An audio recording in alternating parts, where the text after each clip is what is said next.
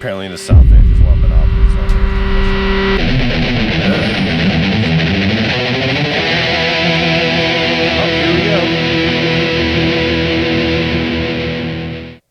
Welcome to the Gaijin podcast where we talk about Japanese music news and other music-related things. We have some big news today. There's a special person in the corner of the screen right now who'd like to introduce everyone.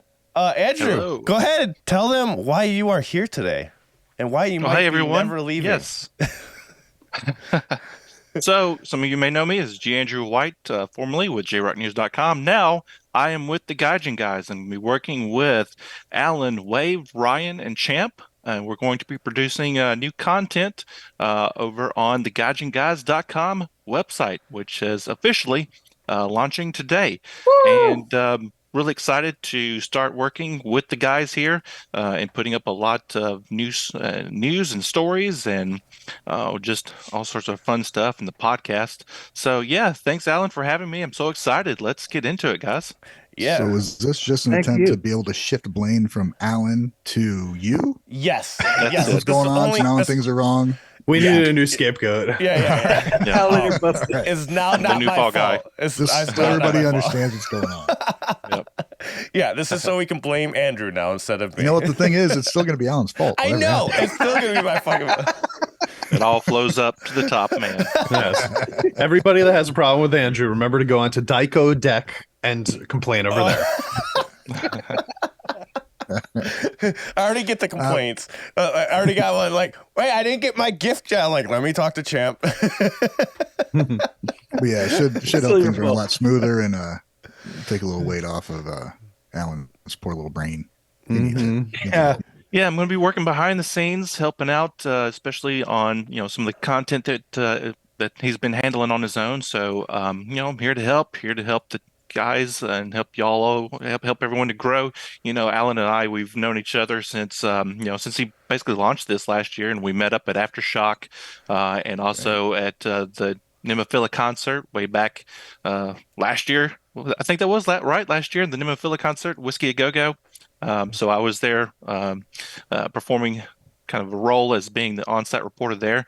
We just hit it off, and ever since then, we've kind of had some conversations behind the scenes, and finally things just kind of evolved to this point where it's like, hey, I can come and bring my expertise and work with you guys, and I really like the format and what you guys have been doing, so I've been a big fan as well as a subscriber, and so now I'm here on the inside working with you all, and I'm just excited for all the things that we got coming. More to come, but yeah, we got the website out there today, and so much more to talk about. Should I get into it now, or definitely. Let's go ahead and we're just gonna dive right into it. I just want to say, when we met in Aftershock, it was really awesome. We had a great time we did a show out there. We did 2 of them for GG, and I always knew in the back of my head, like this would be awesome to have someone like you that down there on the floor and doing the interviews and stuff with the bands, and you have that producing background, and it's really cool because we did one show and Andrew was on top of it with the production. I'm like, oh my god, this is great. We outlined the show. If you didn't know, the whole show was outlined when we went to the hotel, so it was really nice just to have the organization. I mean, normally I do that myself, or we kind of always have an outline or a general thing, but the cool thing that's happening is that you guys have a whole site to go to where you can see the news articles before we even talk about it, and you'll see clips that are going up during the week. You can go on there right now. You can sign up for the newsletter. It's not the spam. You guys will only be for once to twice a week just to update you guys on news and stuff like that. And so you'll hear about it before we even talk about it on Sunday. Sunday is just going to be the nice free-for-all. We talk about everything, and Andrew's going to keep it nice and tight for us, all the facts and everything all together in one place, so we're not searching everywhere for it. Yeah, that was something that I learned from my past experience was, just getting into kind of some of the details. And I come from an IT background, so I kind of have an understanding of things that kind of go on in the interwebs and all the little mechanicals that go on behind the scene. So I'm not that expert, but I do have the experience. So kind of I guess you could say, semi-pro, semi-amateur, because it changes so much all the time. And the website, I'm really excited about having that go live today. So make sure get onto our website, check out the sign up link. you want to get our newsletter and any other information that comes out, we'll feed that right into your email inbox. Obviously, if it gets to be too much, just let us know. And yeah, with the other things we have going on the site, we got a link where we're going to archive some past live streams of the podcast, as well as our own news stories. Yeah, it's just a lot of cool stuff to check out and kind of give us a homepage on the internet. So it'll act kind of as a central hub to kind of connect everyone to each of the Gaijin guys here. So we got already got some stories on there of reactions that have been done by Wave and Champ, and a few other original stories that I've written about Baby Metal, such as the Baby Clock tour that's been getting a lot of buzz that's coming up. Also, something else that we're doing is, we're not just going to be focused on just Japanese music. We're also going to get into the area that Champ is familiar with K-pop. So we're going to have a few articles out there in the world of K-pop to keep you guys informed on all that goody. One of them out there already, in fact. Yeah, one of them check out it there out. already. And I wouldn't even say necessarily that we're gonna even keep it in the box of just K-pop, like K-rock. I want to get out there too. Anything from just like the Korean area. Also, I think they're doing some good stuff out there. It's worth noting. I want to use this face on every single thumbnail from now on. It's just it really expresses how you feel. I have noticed. I'm like just scrolling my YouTube, and I see the recommended. Like all of the guys thumbnails have my face on it. I'm like, guys, mine's the worst one. Use the other ones. Come on, stop. It's a work in progress. That's why I'm going to miss making thumbnails, because I never put my face in them. Yeah. Now, that's what's happening. Presence will be elevated. So Wave makes the thumbnails. He doesn't want to use his own face, so he just grabs mine every time. Yeah, exactly. Just so you guys know, gaijinguys.com. That is the website. So very, very simple. And I did drop the link in there. I'll drop it again too for you guys. Yeah, thank you, Pi and Andrew. We really appreciate both of your help. Well, thanks for having me. I'm really excited. I'm going to go and order one of those today. Those look really neat. They may be the coolest thing in our shop now, honestly. Yeah, the crazy thing is she hand cuts them. Like it's not even a machine. I told her she probably should get a machine though, because if she gets a lot of orders, it might take a while. Well, let's help her get that machine. Yeah. Let's help her. Yeah, there you go. Let's help her get that machine. The more orders we get, the easier it is going to be to pay for that machine. So yeah, everybody order so we can get a machine and make more. She's gonna be like, guys, I have to hand cut them. Watch, I'm waiting for that to come in. Well, anyways, back to the site. I'm excited about this because we've been wanting to level up our game overall with the whole Japanese news thing and reaching out to bands and other media influences. If you want to go ahead and talk about how this is going to actually help us propel us to getting more coverage and all those things, and how this is going to actually help us get to that point. Yeah, this is something that we talked about, that we needed to have kind of a central location on the World Wide Web that can act as kind of like a home base, a hub to get people pointed to, so that when they discover your content, come across each of your reactions and the creative content that you put out there, that we have a nice little tidy space. It's a little bit old-fashioned these days, I guess, having a .com, but it does still serve value in being able to point people to that point, of having a homepage like gaijinguys.com and being able to get people to see, what we're doing, how we're kind of helping to propel this information, get more, awareness of this topic, that we're all fans of, because we love the Japanese music and the Korean music. And we want to be able to have this kind of centralized place where people can go and they can see and they can hear you guys talk about it. We can do our news on there, and then we can get that out to other people across various means, hopefully be able to, it's going to be up to you guys watching. Go and check us out, gaijinguys.com, because when you click on it, that drives site traffic, and that tells all the big systems behind the scenes, the Google Analytics and the search engines, hey, this is something interesting for people to check out. Yeah. And we're also going to keep going with content, getting lots of information and things on there. So, well, another main thing, just to interject real quick too, is when I email these bands and groups, they're always asking for a website, especially over in Japan. That's the biggest things they're asking for that. So, and so that was like another one of the reasons, just to like get it going. Yeah. So So we definitely have some ideas. We want to expand, get more ability to talk to a lot of these bands. We've kind of come close a few times of talking to them. I know, Alan, you've had some mhm. interviews with various bands out there, with like Sabaton and whatnot. And it's just going to be a great way to kind of grow the brand, get people information, and be able to have all this wonderful content out there. And also for each of you guys, as you're doing your reactions, I'll add context. I'll add a little bit more information to your reactions that'll kind of help provide more information to everybody out there who wants to learn more. Yeah. So definitely check out some of the posts that have been created so far, especially the Champ's reaction Yeah. on August D. How was that show, by the way, Champ? Oh, we're You gonna went get to into the that in a show. second. We're gonna get Oh, into am I that in a jumping second. ahead? Yeah, Okay. yeah, we'll get into that in a second. But I just want to take a moment to thank everybody watching because it's because of you guys why this is happening. We would not be able to do this without the members and Patreon supporters because you guys have helped us get this helped launch this site. So I gotta say thank you guys so much for helping us. And helping us grow this, which is crazy. And it's just a wild thing that now we're adding more people to the team to help us with this, which is just nuts to me.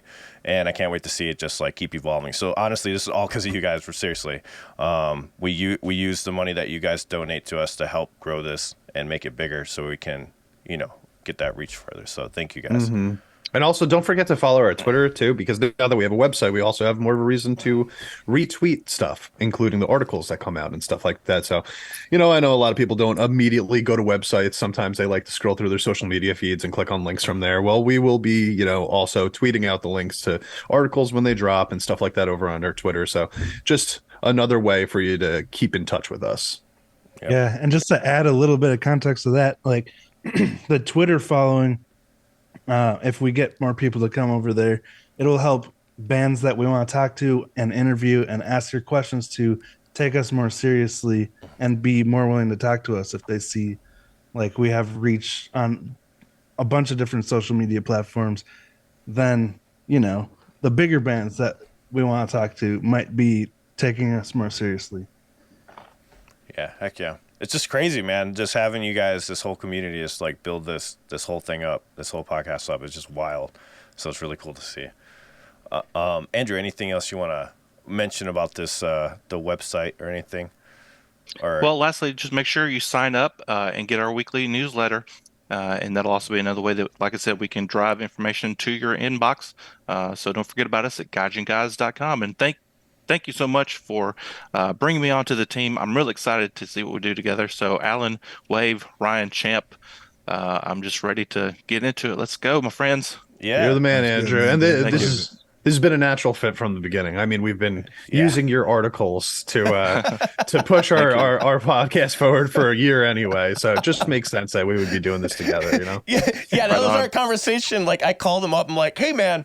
So, because he had mentioned like leaving J-Rock or whatnot, I'm like, hey man, like, how do you feel about doing that again? What you were doing, but with us, because we need your articles. And it was funny too. It was a useful thing. Yeah, I love it. I mean, what I mentioned is that this topic that we talk about, this music that we have a passion for, it's almost like it writes itself. I just sit down and think, oh, what's happening today with Bandmate? What's happening today with Asterism? And I just let it flow, get the information out there. I mean, that's kind of my thing, as having the writer background and also having a background in IT. It just sort of makes sense to come together and be able to do this kind of thing so that I can continue to write some neat stories and give that to you so that we can get the information out there to the fans. For example, the articles that Andrew put up, I couldn't find any articles on over there. I did my normal search and I was like, I forgot to check our own site for the articles. I'm like, oh, there we go. There's some articles to use. Now we get our content from ourselves. Wonderful. Yeah, That's right. That's always good. Hey, while you're here, man, before we let you go, you want to give everyone a backstory on what you do? If for those that don't know, we did do a whole podcast with you a while back, but that's when you were working over there. Yeah, give everyone a rundown of what you do, how you got into Japanese music, who's your favorite Japanese band. You might as well tell them that too, because everybody loves to hear that one. And all that good stuff. Yeah, it was it's an interesting journey how I got here, because I feel like I kind of got to the scene late, because back in 2019 I took a trip to Tokyo, Japan. It was my first time to go, and I was real excited, and it was almost by happenstance. I think like a lot of you guys, we've kind of touched on this, is that you get to a certain point where you get a little too comfortable with the music that you're into. And so I was kind of at that point, I wasn't really discovering anything new. I just sort of gotten comfortable with the music that I was listening to at the time. But that trip to Japan exposed me to a whole new world over there. I think this was something that you guys also talked about last week in that conversation between Rick Beto and Marty Friedman, that when you get into the world of the music that they're making in Japan and Korea, it sort of starts to open things up.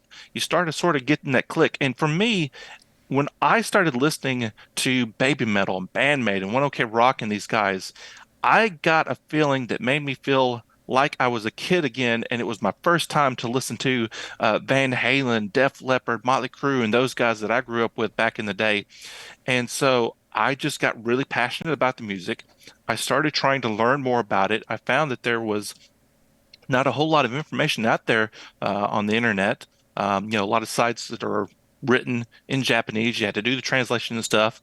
And so that evolved into me sort of trying to figure out, okay, looks like these guys tour outside of Japan. They go overseas and trips. How can I find them? And I came across various links for, okay, this band will be in town on this day. It's like, okay, cool. So I can hopefully get to see some of these bands as they come over. But it was still kind of not, there wasn't a whole lot out there to find in the way of the touring bands and overseas bands information. But I did come across one site that had some information, and it was jrocknews.com. And I went to work for them for a while. So I appreciated that opportunity to work with J Rock News as a tour reporter and a writer. And then, yeah, things just evolved. You came along with your podcast, and we met up a few times, and it just seems like, we just have a real good synergy here. Getting to know you guys, and I feel that there's a lot more that is going to come, and a lot more that we can do to sort of help, expose people to this music in this genre. I kind of feel like, in a way, I've said this to people that, in a way of doing this, is sort of like I wish somebody had been around 10 years ago or in the past to tell me, hey, you want to check this out. There's a song by these little girls who wear maid dresses and they rock like nobody's business. Because, once your eyes and ears light up to this music, it's like there's no going back. It's like, this is my jam now. My playlist got taken over. I used to have like, the 90s and the rock metal of the aughts and grunge and new metal. And then my favorite playlist just got completely taken over with all this Japanese rock music. So it's so exciting, and I love talking about it. And I'll tell this story to anybody who wants to listen to it. But that's kind of my spiel in a nutshell. Oh, we'll answer the last thing because it kind of fluctuates now. My favorite bands, I think I've mentioned them a few times: Bandmade, Baby Metal, Brats, but Nemophila. Yeah. Oh, big love for what those girls are doing. When I first heard their song, Oiran, it was like, what is this? It was like the members of Iron Maiden had died and got reincarnated as Japanese girls, and they are just slamming over there. Chaki, Mayu, Husky, Tamu, and of course Haraguchi-san. Big love for them. They're Hell rocking yeah. right now. Expect you got- also some stories from GaijinGuys.com on Nemophila coming up next month. And that's a great song to start with too. The last maybe 20 seconds of that song is maybe the coolest thing that they've done still so far. You got, and you already have two missions, by the way. So the community has said your first mission is Rolly Corn's interview and Marty Friedman interview. Those are your first two missions. Yeah, let's give Marty the credit. We shall see. Yeah. Can't promise anything, but it's because of the feedback from the community and from everyone out there. We are going to try and do what we can to get to talking to some of the people, it's kind of I can't talk too much about it. It's behind the scene things. You have to Yeah. talk to management and press people. And the whole point of having the website and trying to present ourselves in a way that will make us stand above other reactors is so that when we go to the people behind the scenes, we can say, hey, look, this is what we can do for your band to continue to expose them and get them out to a Western English speaking audience. Like, So For yeah. example, some new up and coming ones was Tone Spoon, right? We had Sega, we had Hades, some newer ones that just started, like bands like that. I'm sure I'm missing another newer band. I'm gonna always say Pale Dusk because I still think they're super underrated. But Yes. Hey, but this Criminally time, underrated. you dropped the N out of there. You got it. I did. I made a conscious effort to say that. Well done. I just want to say real quick, Hoagie, thank you so much for the super chat. He says, Andrew, nice addition, more like absorbing. And then somebody says, impressive, you talk as much as Alan and Champ. I don't know if that's a compliment or not, but This is just my 15 minutes of fame. I'm watching my watch. As soon You as my gotta- time's up, I'm out. And You gotta take all them. advantage of every moment, my Right, dude. that's right. Yeah. Yep. all right, man. Anyone have any just like- questions in the chat for him? Go ahead, Wave. Sorry. It's just along with what we were just talking about. It's blowing my mind right now during my live streams just how many awesome rock bands there are, J rock and K rock, that are so not very well known at all, like 1,000 subs or less, that are making really high quality music and music videos. Oh yeah, sure. It's just Mhm. insane. Like, definitely want to shine a light on those as much as I can. Hell yeah. Yeah, we gotta get it. We gotta get the info out there, right? That's our job. I'm Get the excited people to about know. this. Yeah, I may be old-fashioned, but my goal ever since I discovered this music is I want to be able to turn on a local radio station like back in the olden days when we listened to, the radios in our cars and be able to go to my local radio station and hear a Nemophila song or some other Japanese band. I think, in my opinion, that these bands are so high caliber, so high quality, so amazing at what they do that it's just a matter of time that once general audiences out there start hearing these bands, they'll just accept it like, oh, here's a new Cold Rain song. Here's a new song by Baby Metal, and they'll just accept it as just being part of the American music landscape. We need We're to getting start our close own with radio K-pop. station. Yeah, I mean, Yep. this is pretty much it, right? This podcast is Yeah. like that radio station, I right? tell you, man, Yeah. I went to go pick up some food yesterday, and I left my phone in the house. I'm like, yeah, I'll just throw on the radio, and it was like Sirius XM. So like many stations to choose from, and every one I was just like, oh my god, I'm never And leaving without yeah. my phone again. Speaking of Sirius XM, it is It's horrible, happening. man. I don't know if you noticed or not, but Liquid Metal, hosted by Jose Mangan, who I talked to at Aftershock, had a great interview with him. He's the program director for Liquid Metal on Sirius XM, and Love Bites Judgment Day has been played on Sirius XM. So it is starting to happen. There Liquid is a Metal? crossover. That's right. Yeah. So Okay, I'll check it's that starting out to then. cross over, and people who are in the biz over here in the West, they're picking up on this. They're starting to notice that Cool. these artists and these musicians are incredibly talented and make really high quality music that should be breaking records. And I think we're going to see that more and more soon. And Ooh, that's what have I- you watched that's the what I'm talking- Loudwire interview yet?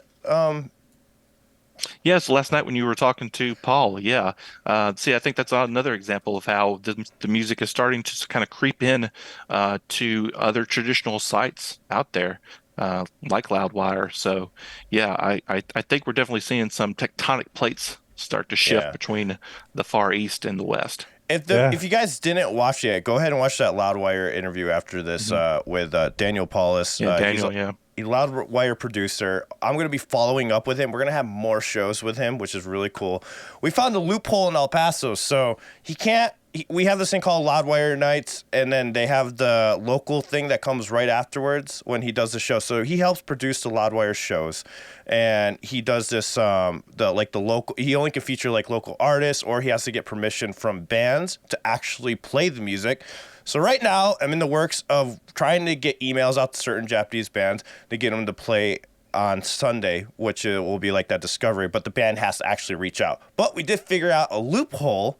They can play my covers of the Japanese songs because I'm from El Paso, or the band's from El Paso. So we do have that loophole, which is really cool because he can mention like, oh, that Kodak covered Bandmade, they have an original song, so they know that there's an original one also. About I two know bands at once. I know it's not the exact thing we want, right? We want the actual band, but hopefully they see what we're doing, and then we can make it easier for like people like Daniel and Andrew to reach out and be like, hey, we can for sure get it on there. We just need permission from that, because the radio station can't just like play whatever. They need to have the actual permission with it. So, and he was mentioning on that, just a brief summary. He got into talking about how artists do get mentioned on Loudwire, and a lot of it has to do with other famous musicians talking about them. Like for instance, The Warning. So that's what we did talk about, how The Warning could possibly be the gateway for Bandmade to even open it up to bigger audiences, since that's on the radar now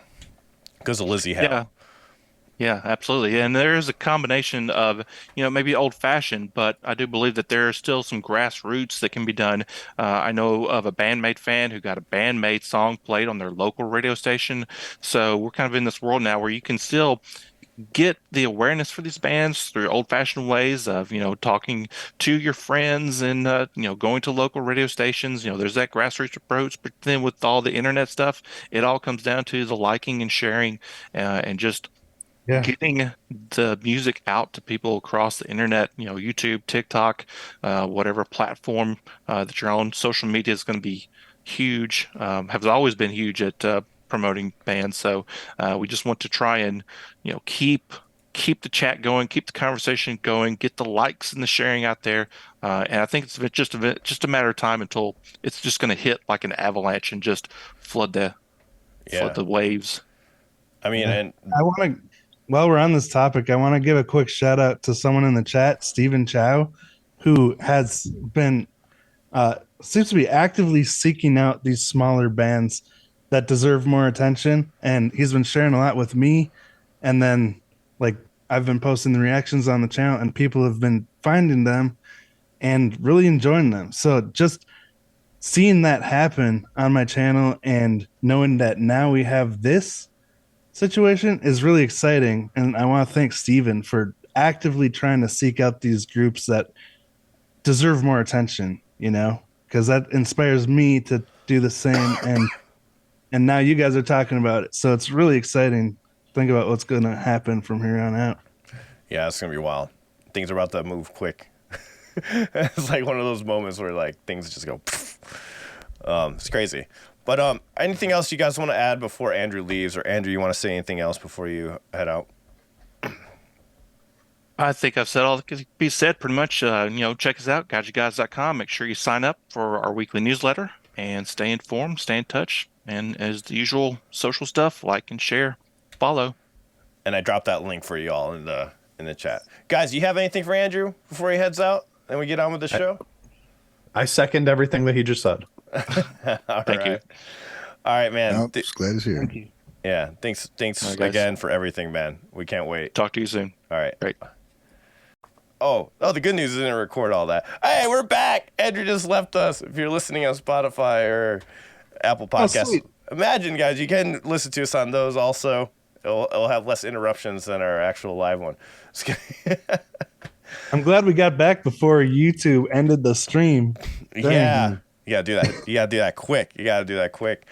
All right, guys. How's everyone's week? Let's start off with that. Ryan, how's your week, man? By the way, Well, it Alan, was we great. can't see your screen now. Yeah, Right. get your screen. Sorry, Ryan. Thank you. Thanks for letting me It know. was man. good till I sliced my thumb at work and had to go get some stitches. Oh. You see it? Ooh. It's kind of it's Yeah, let's see. I want to see the gnarly thumb. Ooh. Oh, Ooh. Beautiful. 3 stitches in my thumb. It's very artistic. So I took a couple days off work. We're now demonetized. what would you expect? But that gave me some time to edit some more stuff, get some stuff out. Jump on that Guitar Spin thing that's going on, and Watch some movies. Wait, so is it Gakkrik spin or Gacharic or whatever you Gacharic said? spin. Is it that? Have you confirmed yeah. this? The translator in the video said "Gotcha, Rick." Yeah, I meet in the middle of those two. I say Gatrick spin. I say We all Gakkrik. say it different. That's perfect. So what is the right one though? That's what I want to know. CH, like we say a CH sound, not Gakkrik. I always said Gacharic or Gakkrik. Gacharic. That's how they told me to say it. Like people Who did? actually, people that were listening to the reactions, they're like, don't know. "It's Gakkrik spin." They could have definitely been wrong, 100%. Yeah, they're wrong. If I hear the band say "Gotcha React," then I'm gonna go with the CH sound that we all know. Okay.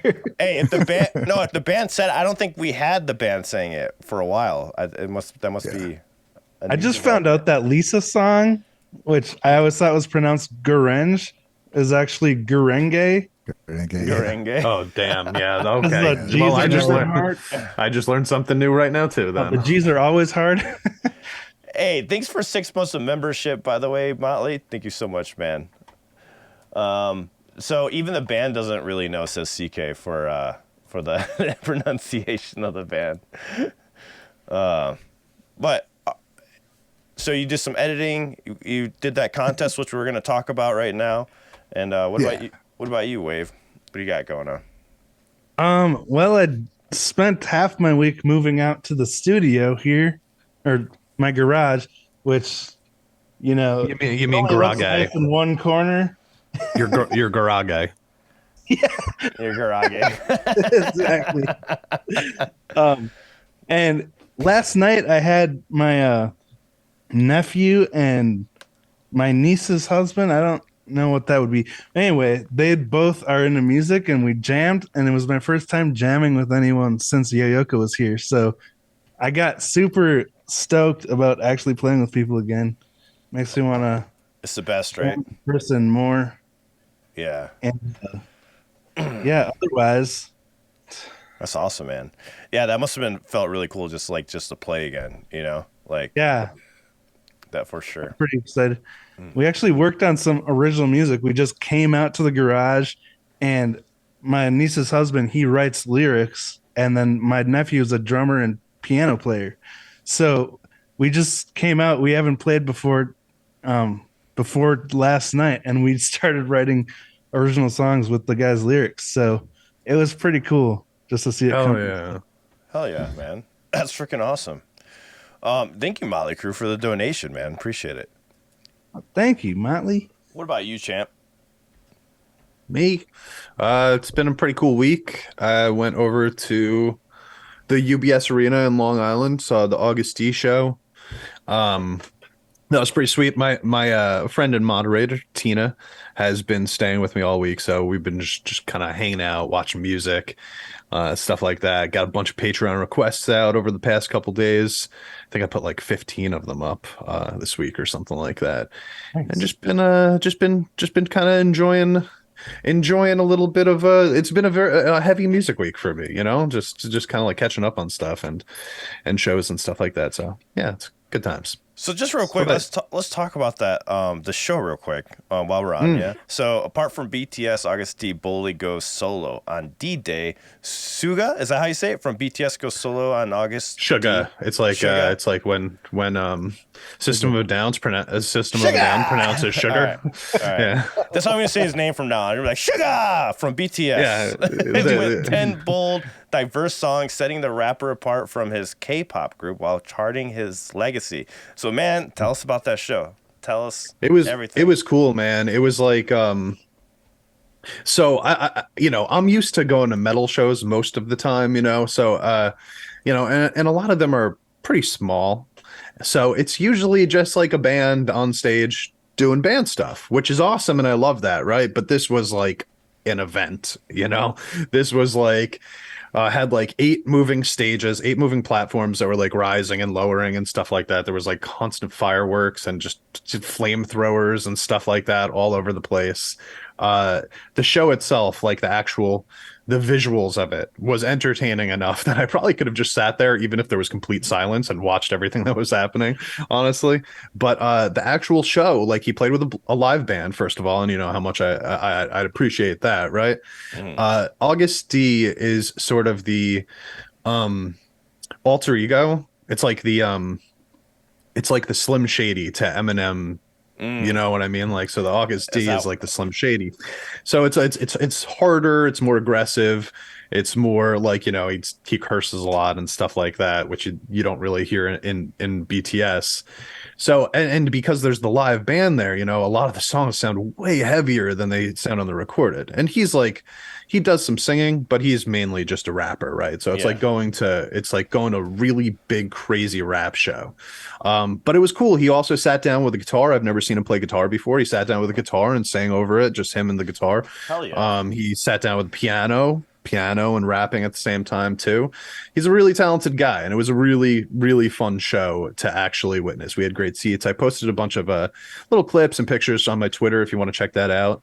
But yeah, man, I would absolutely. It's the type of thing where, like, I think if you don't, I think people, you think of like K-pop. You should retweet those on Gaijin Guys too.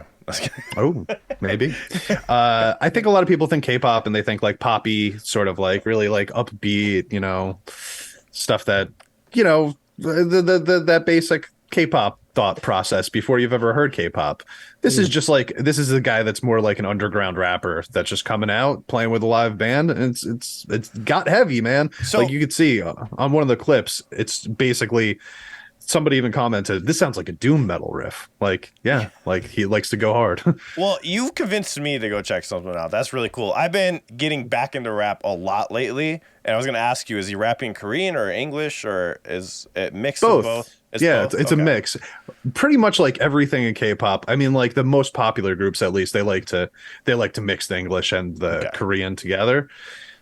Because this is his first American tour, I think he's doing a lot of the English stuff live. That's so smart. That people can understand a little bit better. Yeah. But I personally, I barely even notice. You know what I mean? Because like most of the music that I listen to is in a different language anyway, so I'm always reading captions anyway. I think with rap it's a little different though. Like I may, in a sense, where it's more percussive, you know, and I wonder if like the emotions of the words are being conveyed, since it's mainly percussion and not so much about the feeling or the flow of the lyrics. So that's what I always wonder. That's why I think maybe I haven't listened to too much. But then like when I heard Psyche do it during the song, it was badass. I loved it. So I could totally influencer. So I could totally see myself getting into it. I actually think that's a skill in its own. I think the ability to write lyrics in a different language and then translate them appropriately so that you retain the message, but it still sounds like it flows, is like its own separate skill, right? Like, because you don't always have to do that. And basic translations, like you said, they don't always get the message across properly. Yeah. So if you can do that, you know, like there's this group called Epic High, right? They're just such good lyricists, and they switch between English and Korean. They always make everything rhyme properly between the two languages, but the translations are just as deep when they're doing the English stuff, you know, I mean when they're doing the Japanese the Korean stuff, than as they are when they're doing the English stuff. So I think, like, you know, some groups are better at that than others, but August D, for example, is very, very good at that. So I can just sit there and read almost like a poem. I need like you his to lyrics. So for those that didn't hear or just joining us, he has stuff on his Twitter. So go check out his Twitter, and we'll retweet it also in the Gaijin Guys of the footage that you took. Can you explain why this face?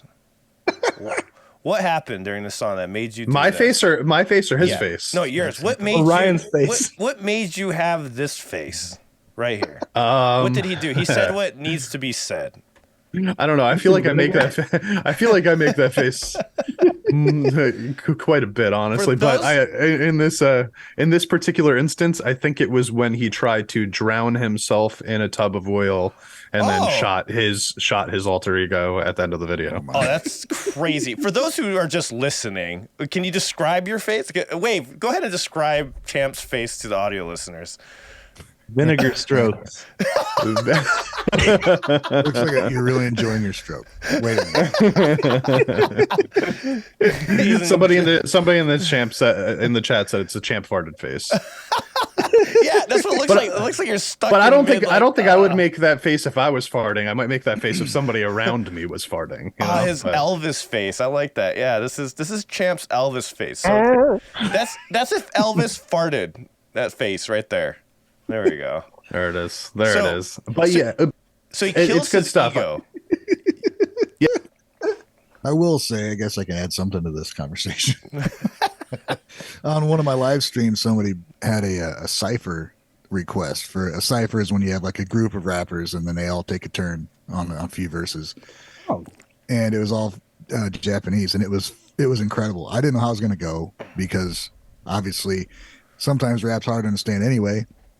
I'm like, well, let's see how it goes. Maybe this will be, at least sound good. And it was really interesting to see because I like hip hop a lot. And so to see like these different people bring across different strengths and like kind of emotions across and even rap and how, what they put into it is really cool. So I can see where you're coming from, man. Even, you're not understanding it, but there's still, it's the same way you can appreciate different singers that you don't understand it. It works the same in hip hop if you appreciate the skill it takes to put stuff together and just the beats and things. So it was really interesting to watch. Mm-hmm. Well, I got into dubstep because I tried making it. Oh my God. Dang, this is way harder than I thought it would be. Well, wait, elaborate on that. What made it hard to make it? Well, they craft their own synths that have all these parameters that have to change to give the synths these organic living sounds. Because, I mean, dubstep synths sound like a living creature, especially if you're listening to a good producer like Skrillex. I like some of that shit. Like there's so much that goes into it, tweaking the sounds, and it's like science. Yeah, it's like make those synths. It's like baby metal with the burp. You remember the robot burp? It almost sounded like in the beginning of I can't remember which song it was. I was like, that's not like a robot that's burped. It was like some dubstep stuff. I like with dubstep when it's like mixed with metal. I think that's cool. It gives it this whole heavy element. It's like clean distortion. I don't know if that makes sense. You mean like Pale Dusk? Like yes, Pale Dusk. Pale Dusk. I fucking love that band. Go check out Pale Dusk right now. Good dubstep should make you laugh at whatever sound you hear. You're like, what the fuck? Yes. Like, what? Yeah. Yeah, because there's bad dubstep, for sure. Like 100%. Yeah, just like every other genre, right? Like it's the same thing with the K-pop too, right? Like most K-pop groups I'm not listening to, just like most rock bands I'm not listening to. We talk about other things than Japanese music. We'll get there. Yeah, people honestly.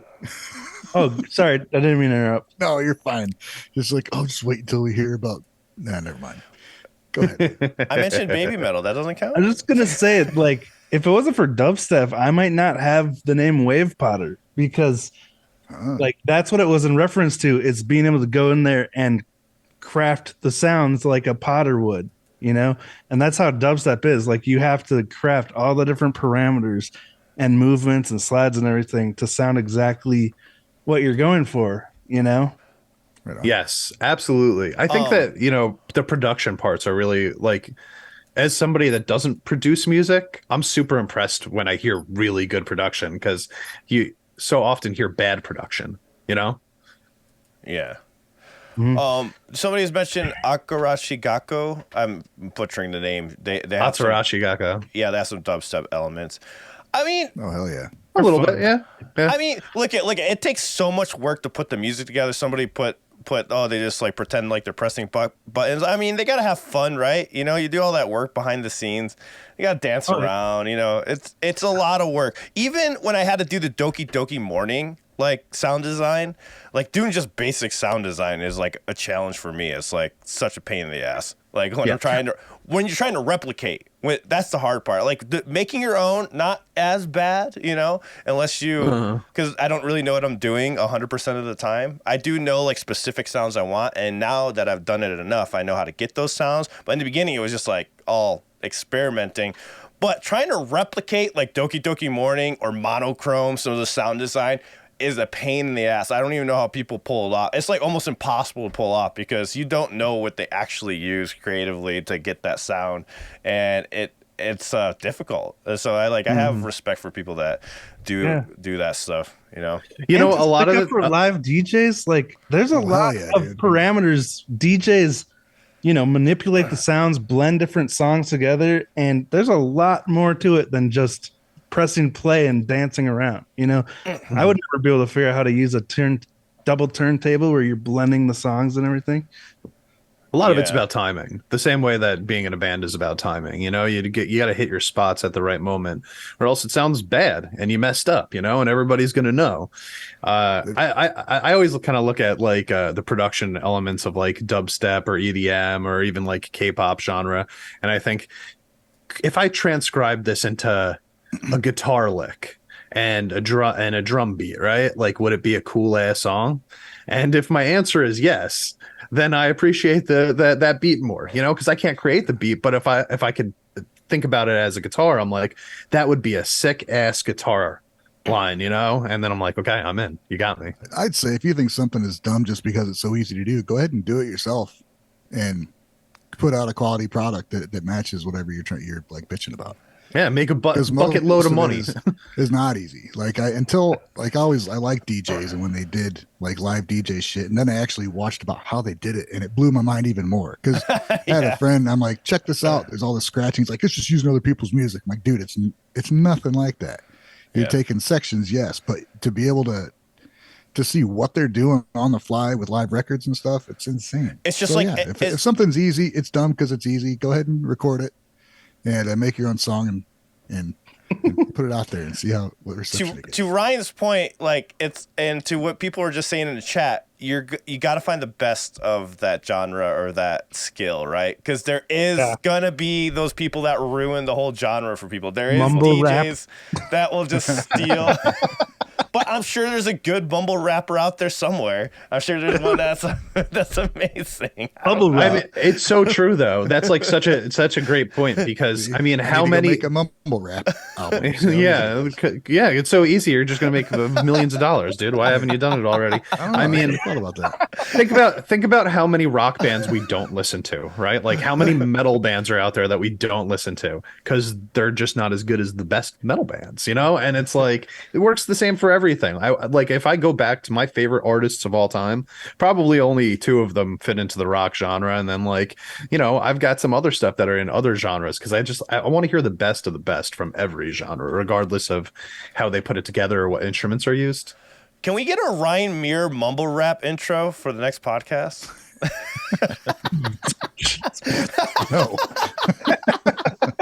Come on, freestyle. I'll produce the sound design. I don't actually have to say anything. Mumble my way through it. It'll be awesome.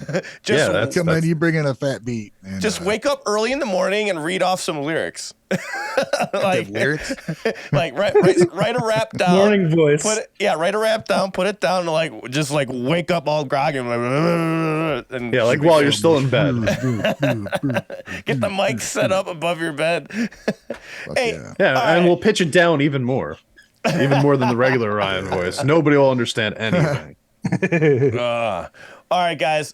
If the stream is dipping out for the people that are watching live, we're gonna re-upload this podcast afterwards. So if you come in and it's not here, it's because we're gonna re-upload the better quality recorded version. So I do apologize that's dipping out. My internet's shit, guys. I don't know what else to do. So it won't be fixed until I move.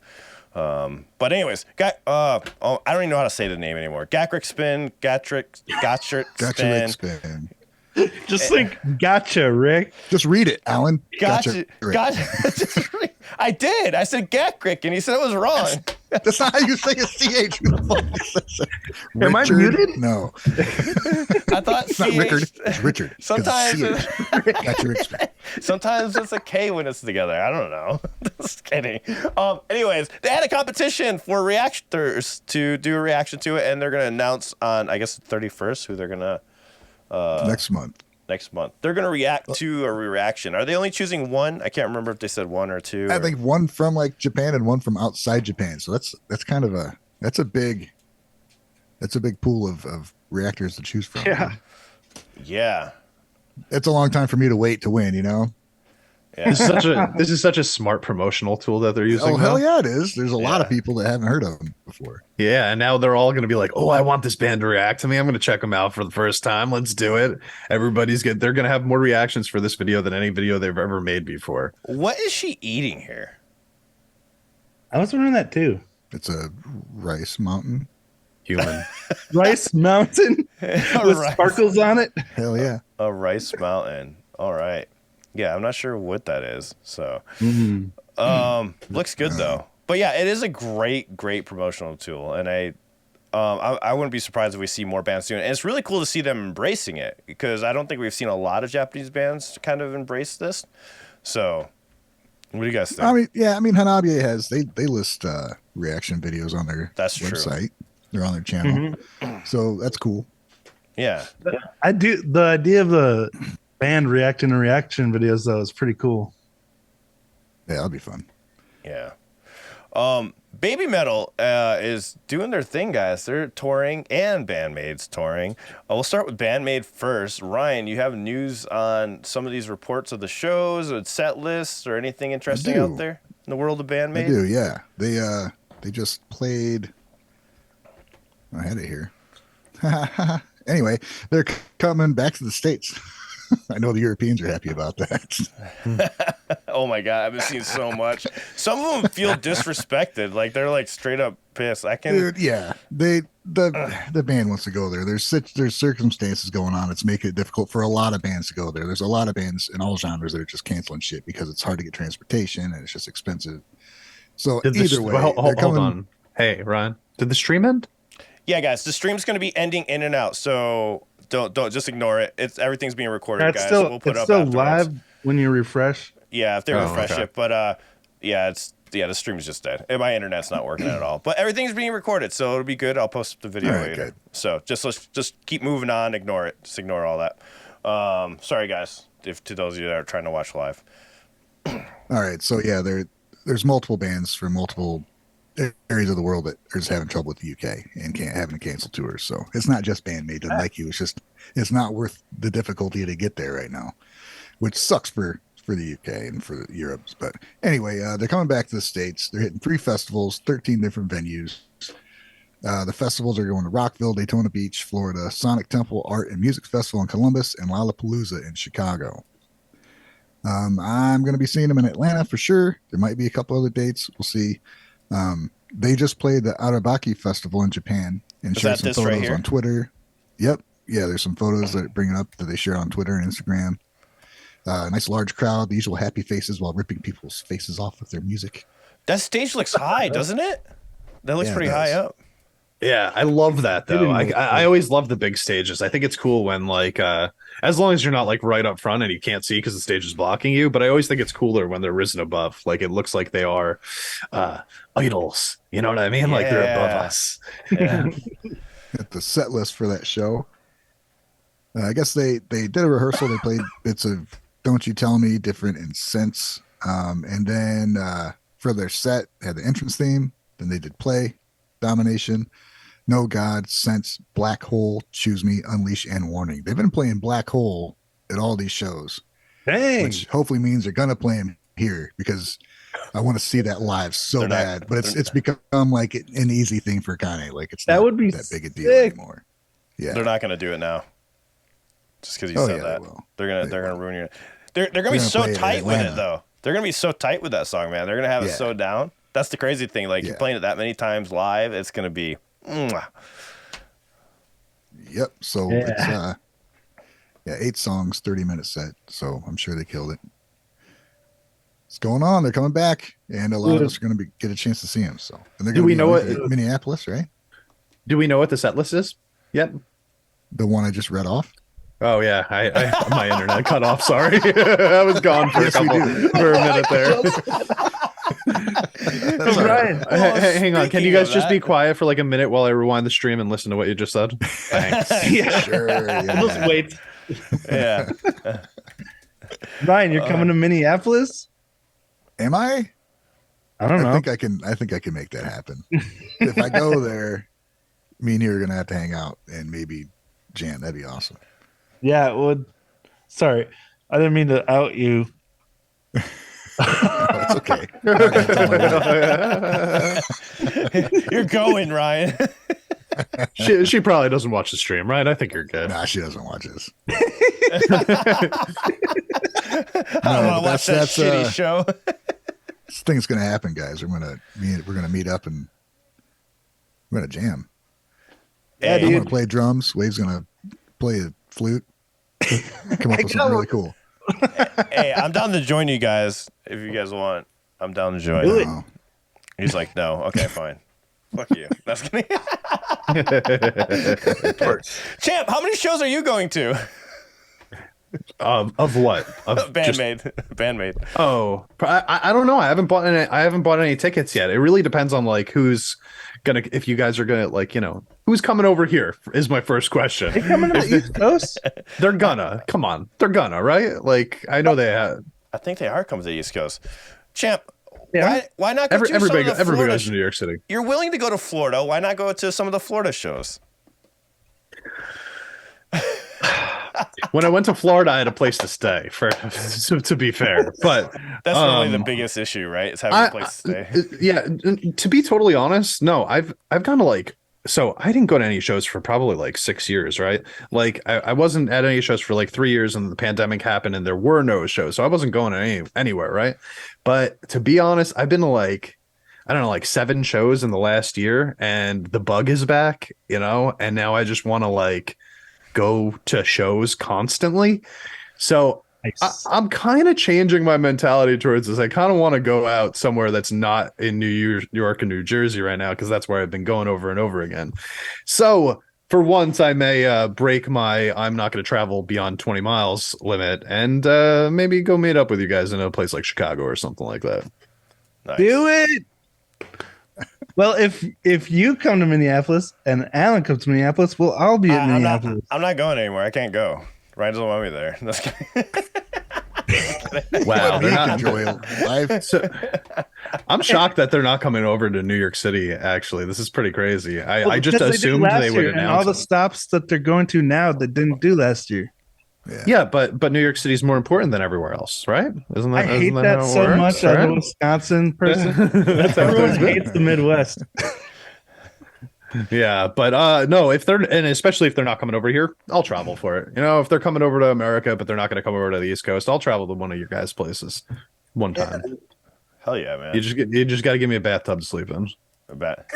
Yeah, that's my issue, is like finding a place to sleep. Like the California Aftershock show, I'm like, I'm sleeping in a car when I go out there. That's happening for sure, because it's like $300 a night at a hotel. It's fucking ridiculous. Yeah, I was like, Minneapolis is pretty relatively cheap for hotels. oh yeah, like out where like Ryan is and where you are, it's super cheap. Yeah, for Eric's hotels. coming out. You can get it like 30 a night or something like that. Sweet. See, I can handle that. We have like those $25 Hojo rooms over here too. Hojo. I What's think I'm the gonna stay somewhere like that. Hojo? I mean, it's better than not having a place to stay, though. Is it though? Yeah, a little bit. I mean, I'd rather lay down in a dirty bed than stand all night, but that's just me. Oh, okay. Just to put distances some between plastic all sheets four. over it. Hey, go up to the front reception. Hey, can I get some trash bags? What do you need so many trash bags for? Trying something new. I have to throw out all the needles that I found in this room before I walked in. Can I get some disinfectant? Oh, I thought you were gonna make a trash bag bed.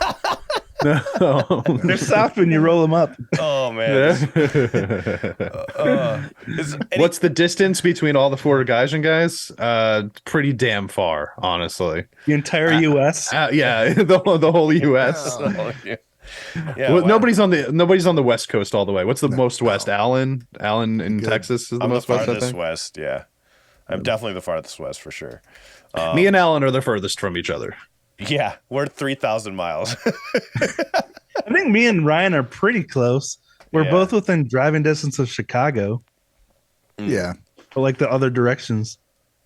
Right. Was there? Yeah.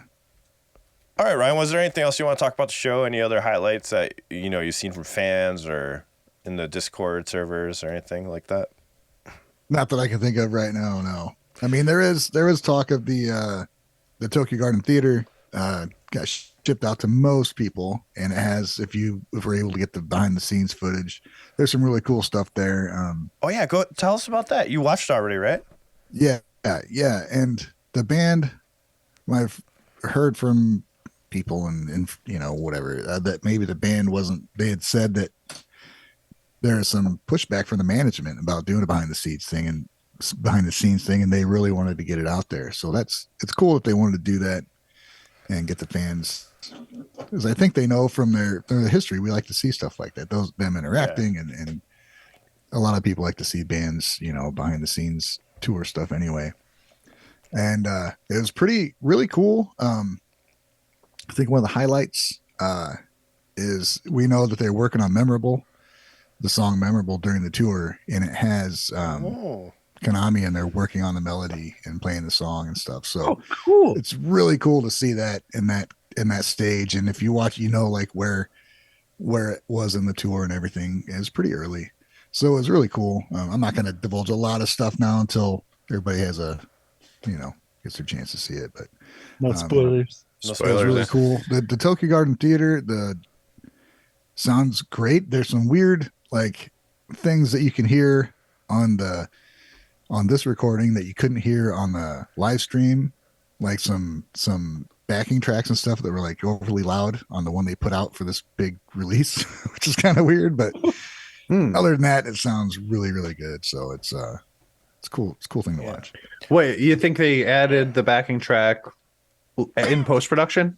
I think it's a level thing. Just the levels were. It's weird. I mean, to me, their production is kind of not consistent as far as live tracks and stuff. It seems to be.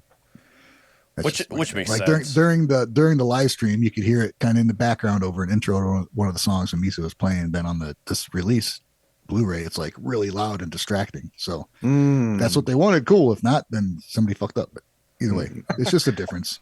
Yeah, I remember pointing out the live stream when we were watching it, that I was like, is that a backtrack that we could hear? But it was so dim that I had to ask that question, Right. So if you can hear it blatantly on that makes me think that they would have turned it up during the post-production, right? I can't imagine why else. Would have had to.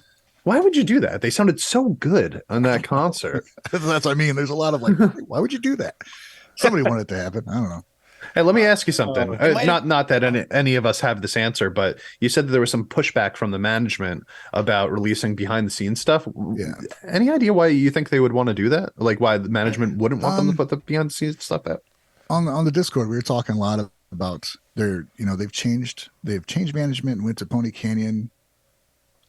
And from information I have, the management was even concerned with Psyche even using the F word during the tour. Well, you think that's okay? Everything, yeah.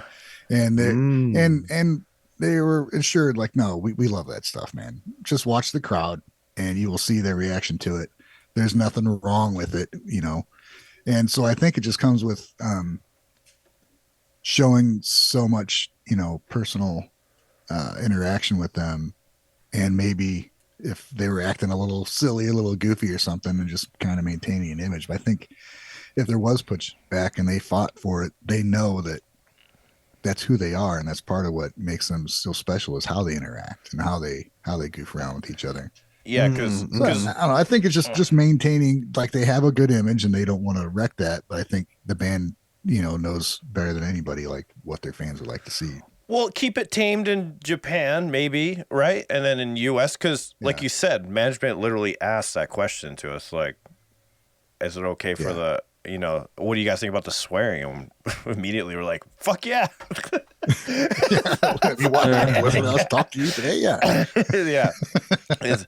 I think that would go for Europe, too. Europe, I'm sure, they're all for it, Yeah, it's very. I know if I went to Japan and I heard somebody say, "Oh, this is a curse word," and I started saying it, I wouldn't know the exact context of the word. You know what I mean? If you just hear a word from a different language, it may be a lot more insulting than you're led to believe by whoever told you.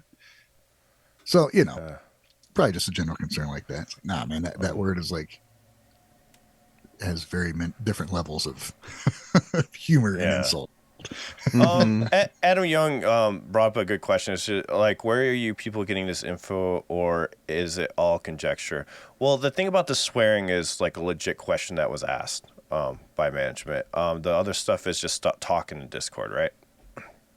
Yeah, the about what she said. Let's go fucking crazy was Alan. I mean, yeah, is in New York. We were there and we were talking to him. Yeah, and they just asked us what we thought about it in general. Yeah, and we said we loved it. Yeah. So the source is is It's us, man. us Yes. in this situation. For that part. And that tells me that they asked other people at other venues. You know what I mean? They I'm had not saying to. we're the fucking authority. I'm saying it's a question that was asked. Yeah, and I think that's really, really cool of the management to ask the fans. Like, they're actually actively getting feedback. But another thing that blows my mind is that they're asking us in person, but well, they need to go read those comments in the videos. Go read those comments. You can get more feedback there too.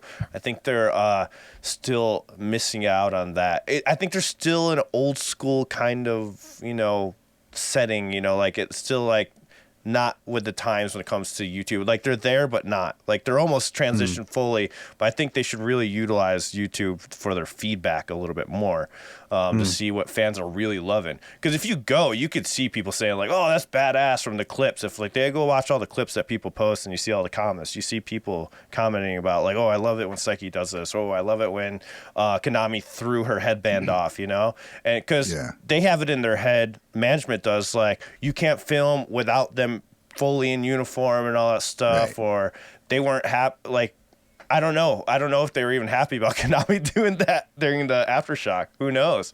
I don't know. Yeah, but yeah, it's a funny moment. The bit about them having a little pushback from management was it's from a radio interview. So I mean, it's okay. I don't know specifically which one it was, but yeah, it wasn't like that's not secret knowledge. It was on an interview. Yeah. And it's sensible. It's sensible also. I think that a lot of management companies, especially if it's a new one, are just scared that they're going to expose too much when you let too much go behind it. That's going to rub off on them the wrong way. So as a general rule, I think a lot of upper management likes to keep things as in control as possible. But with a group like Bandmade, I think so much of it has to do with how much we appreciate their personalities and who they are beyond that. So I agree with Alan there, where it's like you got to take that feedback from the actual people that are giving the feedback and say, this is why they love this band. Yes, of course, it's about the music also, but like without that connection to the band, you're kind of lacking something. And I get where, like, WWE, for example, they don't want their people to go on Twitch, or they didn't for a long time want their people to go on Twitch because they didn't want them to accidentally say something that could get them in trouble or reflect poorly on the company. But I think that's a big part of why people feel connected to these certain artists and individuals. It's because you get to know their personalities a little bit better. The great thing about Bandmate is, whatever is going on with that, they take the time to write very beautiful personal song to let us know that, hey, we hear you and we're glad you're here. So maybe that's why they make sure to write so many fan-based songs. Maybe that's one of those reasons, And as far as the comment, Deer Killer was like, they should manage themselves. Guys, managing yourself sucks. It really sucks. And it takes away from music, right? We can't even do it on this show. Yeah, we can't even do it on the show. So. Creativity. Managing just it dampens creativity a lot, it stops. It's really nice when you have somebody you can rely on. But I can see what Deer Killer might be talking about. Like, I think the best way to go about things is hire, like when you're like doing the show, but you bring people in to manage certain things. I think is the best way to go, Well, yeah, and if you have somebody helping, they can pay attention to things that might keep you from being limited to certain areas, whatever. If they were managing themselves, they probably wouldn't be coming over here again. It's so true, dude. Like, I feel like ethically I'm kind of against like labels in general, but practically they're so important for the band, so I would love for them to manage themselves and have complete control over everything that they do. But damn, dude, like, I mean, just recording an album, like if you sign to a label, the label pays for you to record that album. If you don't have a label, you're paying for yourself, and that's just like the first step. Yeah. I got you, Deer Killer. You can't afford the buses and and the food and all that shit, lodging. Yeah. So yeah, it is on the same page. Yeah, it's like when you have it like that, but when you have an over-encompassing management like Baby Metal, let's say, where it's like you have strict rules, right? Where like it's more strict, like you're not going to go off and write a song for your fans. You know what I mean? Right. You have to cover everything with the management, right? Like that's that they're the three tiers, right? Like that's Baby Metal Baby Metal, and then Bandmaid's in between, and like Nemophila on the bottom, like Nemophila managing themselves, Baby Metal completely managed, and then Bandmaid kind of having that like a little looser of a connection. Granted, Baby Metal does have songs for their fans. They do. So I mean, I'm just not saying Very that cryptic, they're not. though. But it's it's really done through filters. It's like has to be okay with Koba and that Amuse, and they have a lot of hoops to jump through. I'm sure Baby Metal has to go through a lot more hoops, and then plus it's a different thing. Baby Metal is a whole fucking different thing, so I'm not gonna even compare it to that. Bandmaid and Baby Metal is just two completely different things. And yeah. I mean, you should, again, not to bring it back to the K-pop world, but you should see how little these people are actually allowed to talk about what they do outside of their management allowing it. Like, to the point where, like, they could have people that are writing music within the band, and management might not even allow them to get credited for it or talk in interviews about how they had a hand in it. It just has to be considered. It sounds miserable, dude. I know, but they do. They get paid a lot of money and they get famous. So I mean, you take the good with the bad, I guess. Are you willing to make that sacrifice, Wave? Would you be willing to make that sacrifice? Oh no, I don't want to be famous, dude. I just want to play music with my time. I want to get enough money to do what I want, then I'd quit. Exactly. Like, I want to make a living playing music. I don't care about the fame. Yeah, I'd take a hit country song just so I could not play country. Thanks. Do it. Next Ryan Muir country album coming soon. It's gonna be. Hey, it might go well. You should do it. Dude, you're gonna have a mumble rap album. You have a country album. Hell yeah, man! Like, this guy doesn't like anything he plays. What's going on? Pop punk next. Fuck yeah, that'll be super easy. Combine the three together. Do a pop punk country song with mumble rap vocals. Isn't that just modern country now? Bro, that might a little bit. Florida, I think I just named Little Nas X, right? Okay, but yeah. Right. Bend down, my friend. Yeah. So Aaron's saying there's actual legislation pending in South Korea to protect idols. We have to look into that, but I would love to see something like that go through, but God, it would take so much to break that cycle that has existed for so long and is so ingrained in the culture already. Like, I hope that does come to fruition, but I'll believe it when I see it. Yeah, exactly. So for the DVD, guys, make sure you go get it if you can get it, and we'll announce a spoiler tag. We'll talk about it more next week. I think by then everybody should have watched it. We'll talk about the fun stuff in it. Cool. Wave, you have anything to add? I know you're like running around back there. Oh no, I just realized I don't have anywhere to pee out here, so I had to run into the house. I'm surprised that wasn't the first thing that you thought of when you moved out there. I know, me too. Well, I did have like a windshield washer jug, but I think someone threw it away. I like your shorts, by the way. Very colorful. Are those like swim trunks or like colorful shorts? I'm ready to jump into any river I see. Just in case he didn't make it to the bathroom when he had to run inside. That's brilliant. Auto dries. That's brilliant. Hey, Baby Metal has sold out some shows over here in Dallas, Atlanta, New York, Minneapolis, Denver, Las Vegas, and Los Angeles. So go get tickets, guys, before they start selling out. Yeah, I told one of my buddies about the Baby Metal show that I was going to. I didn't realize that he was this huge Death Clock fan. So he was he actually brought up Baby Metal. He's gonna say, "Hey, did you hear the Baby Metal is coming to America?" I was like, "Yeah, dude, I bought the tickets to their show." He was like, "Oh, who are they playing with?" I said, "Death Clock," and he lost his mind. Immediately called his friend and was like, "Dude, we have to get tickets to this show," and they were sold out. So he couldn't. Oh, dang. For New York or. Yeah, for New York. There might be some tickets floating around. I'll let you know. You could probably get the second-hand tickets no matter what, but $2,500. Yeah, you're gonna be paying out the wazoo. I did get a resale ticket for New York. It was $140. It wasn't too bad. Oh, you got one for this tour? Yeah, I did. Nice. Shout out to Circuit Mobile that's hooking it up, though, helping me out with that. I appreciate you, man. Where are you going? I'm going to New York. I'm going to New York. Hey, Hammerstein. Are you gonna go?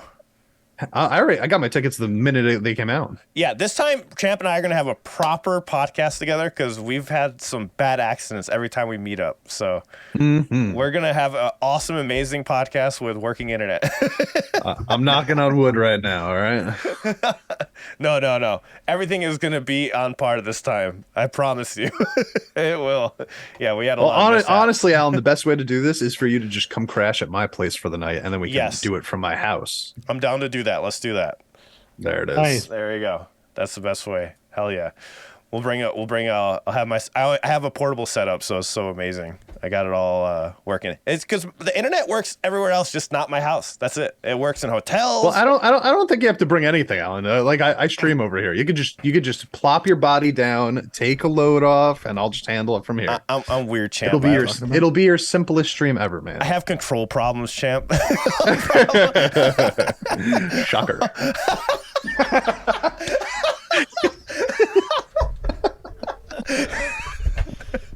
That was good. Good one. I feel like I should say something right now, like Say to it, break Wave. the silence.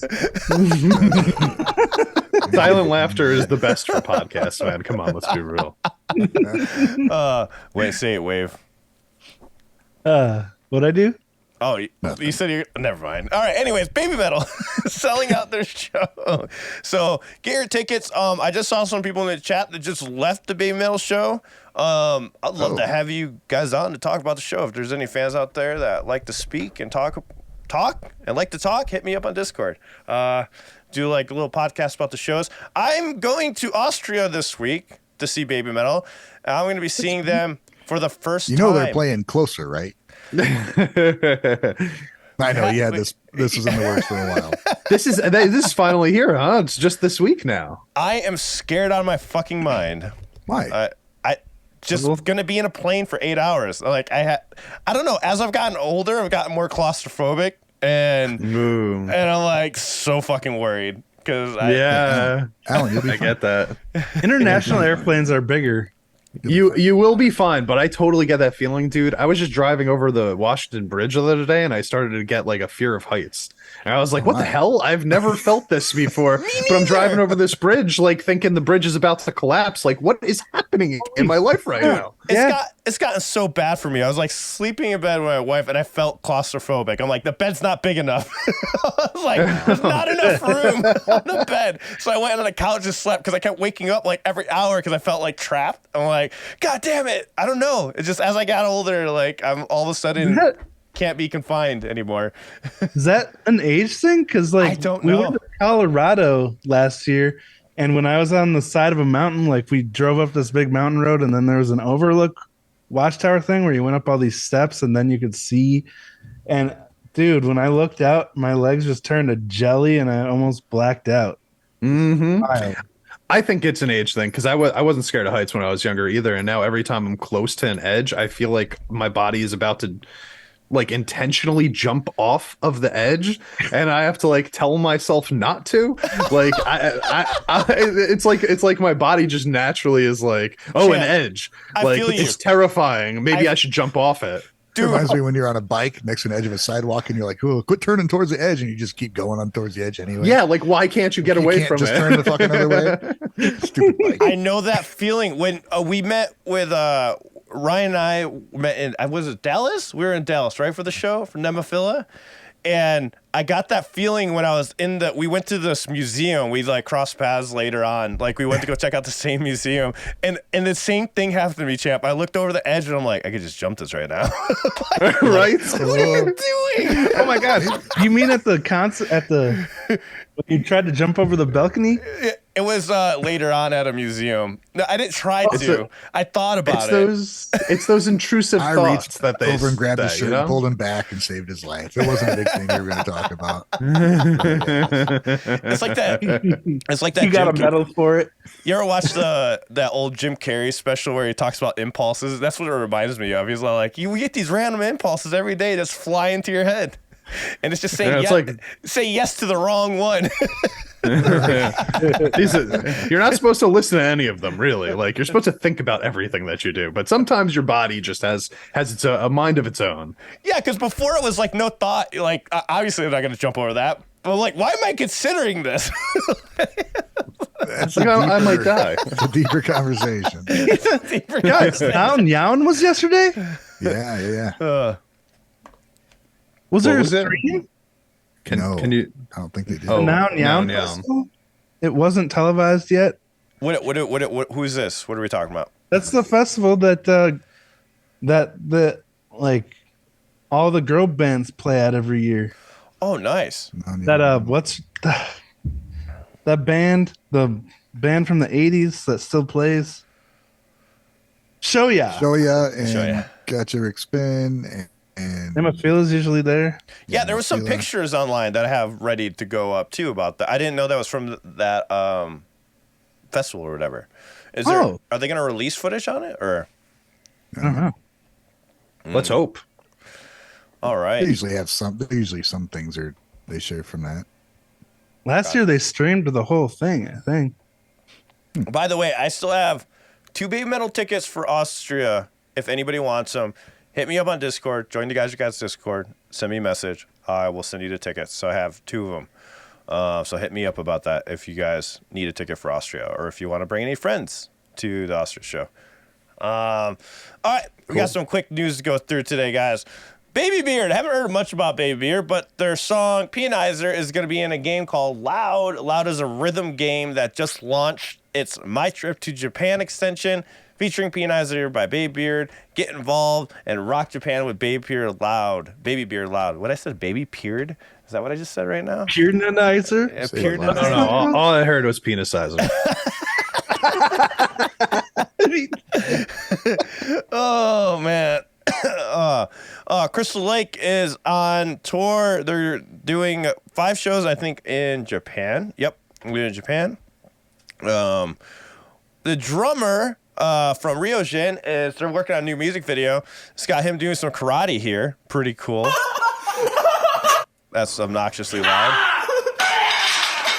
Ow. Ooh. So that laugh Was is that like, laughing from the It's gonna be video? odd for the viewers. That was so Listeners confusing. on I'm part of this, and it was odd for me. I thought one of you guys had some girls I'm laughing. just making sure. I'm just making sure everyone's awake. But that laugh is crazy, right? Sound like Pennywise laughing at Richie. Is that metal? He's breaking metal. It's brick. Oh, tile. That laughter, dude. Cool.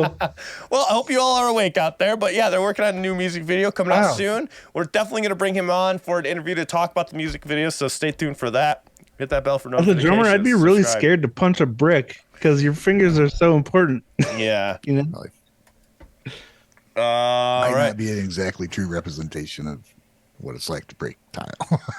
That's exact. Oh, here's the pictures that was talked about right here with from the festival that you were talking about with Lonesome Blue. So Lonesome Blue played this nice. also. Really cool. I'll show you. Love Bites have a new interview article featuring Midori and Miyako. It's on Guitar Magazine web. It's in Japanese only, but you can use a translation thing for that. Have you guys checked out the interview yet? I haven't yet. I did see it. I got to save so I can check it out. Yeah, we'll share some highlights of that for the next podcast for sure. I did get it translated. We're working on this whole new interview thing where we take the interviews. And yeah, Andrew. Andrew. I need you to do overdubs. Hey, could you pull up that interview? Andrew, pull that interview. Someday. That'll be next week, guys.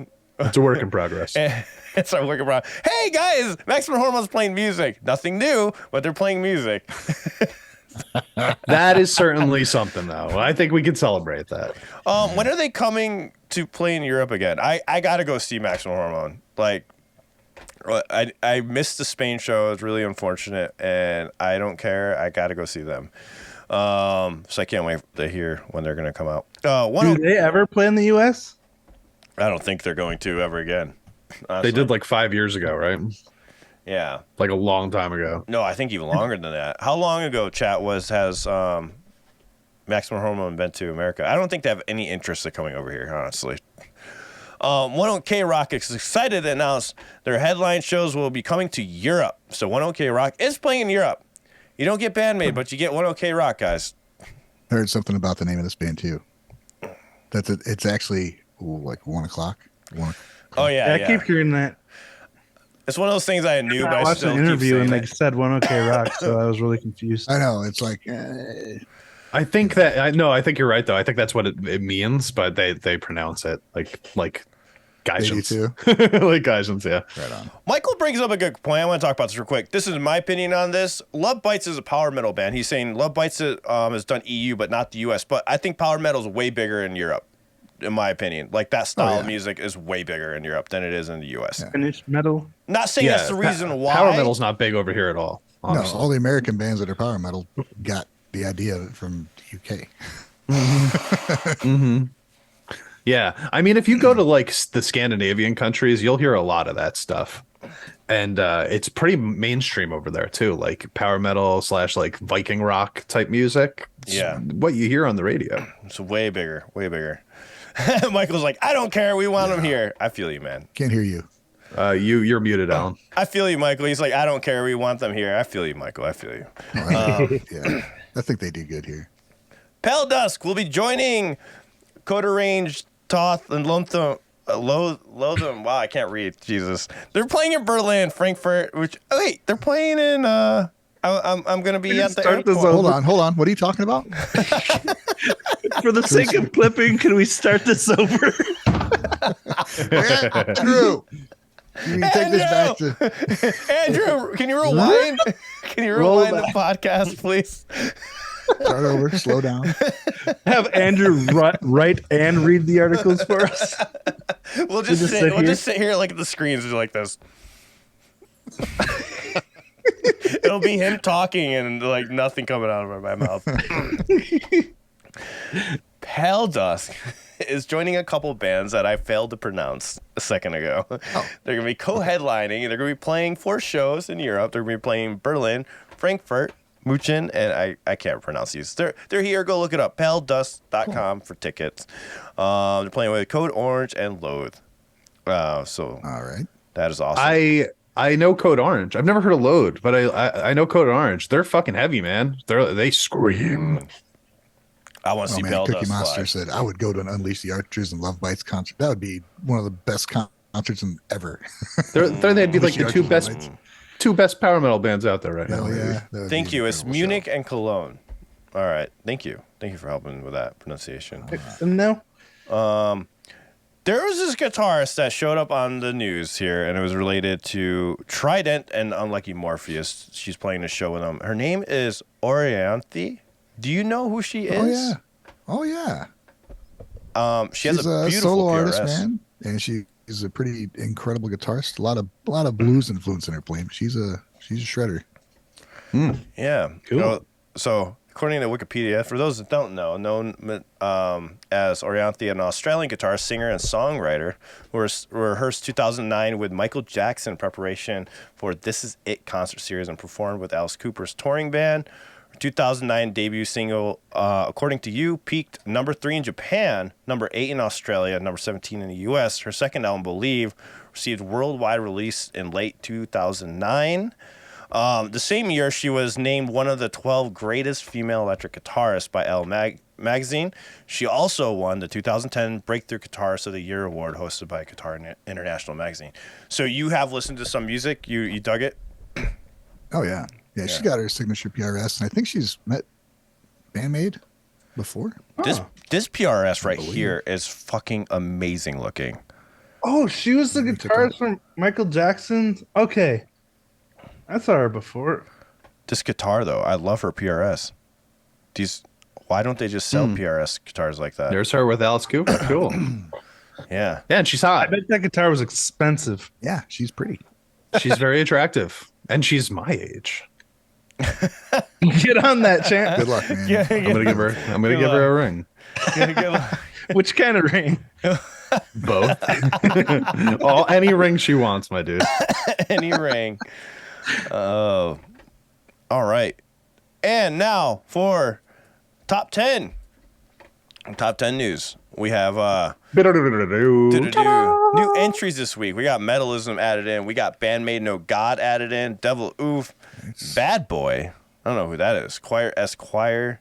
So number 10, we got Atarashi Gakko. This is the song that's been blowing up, right?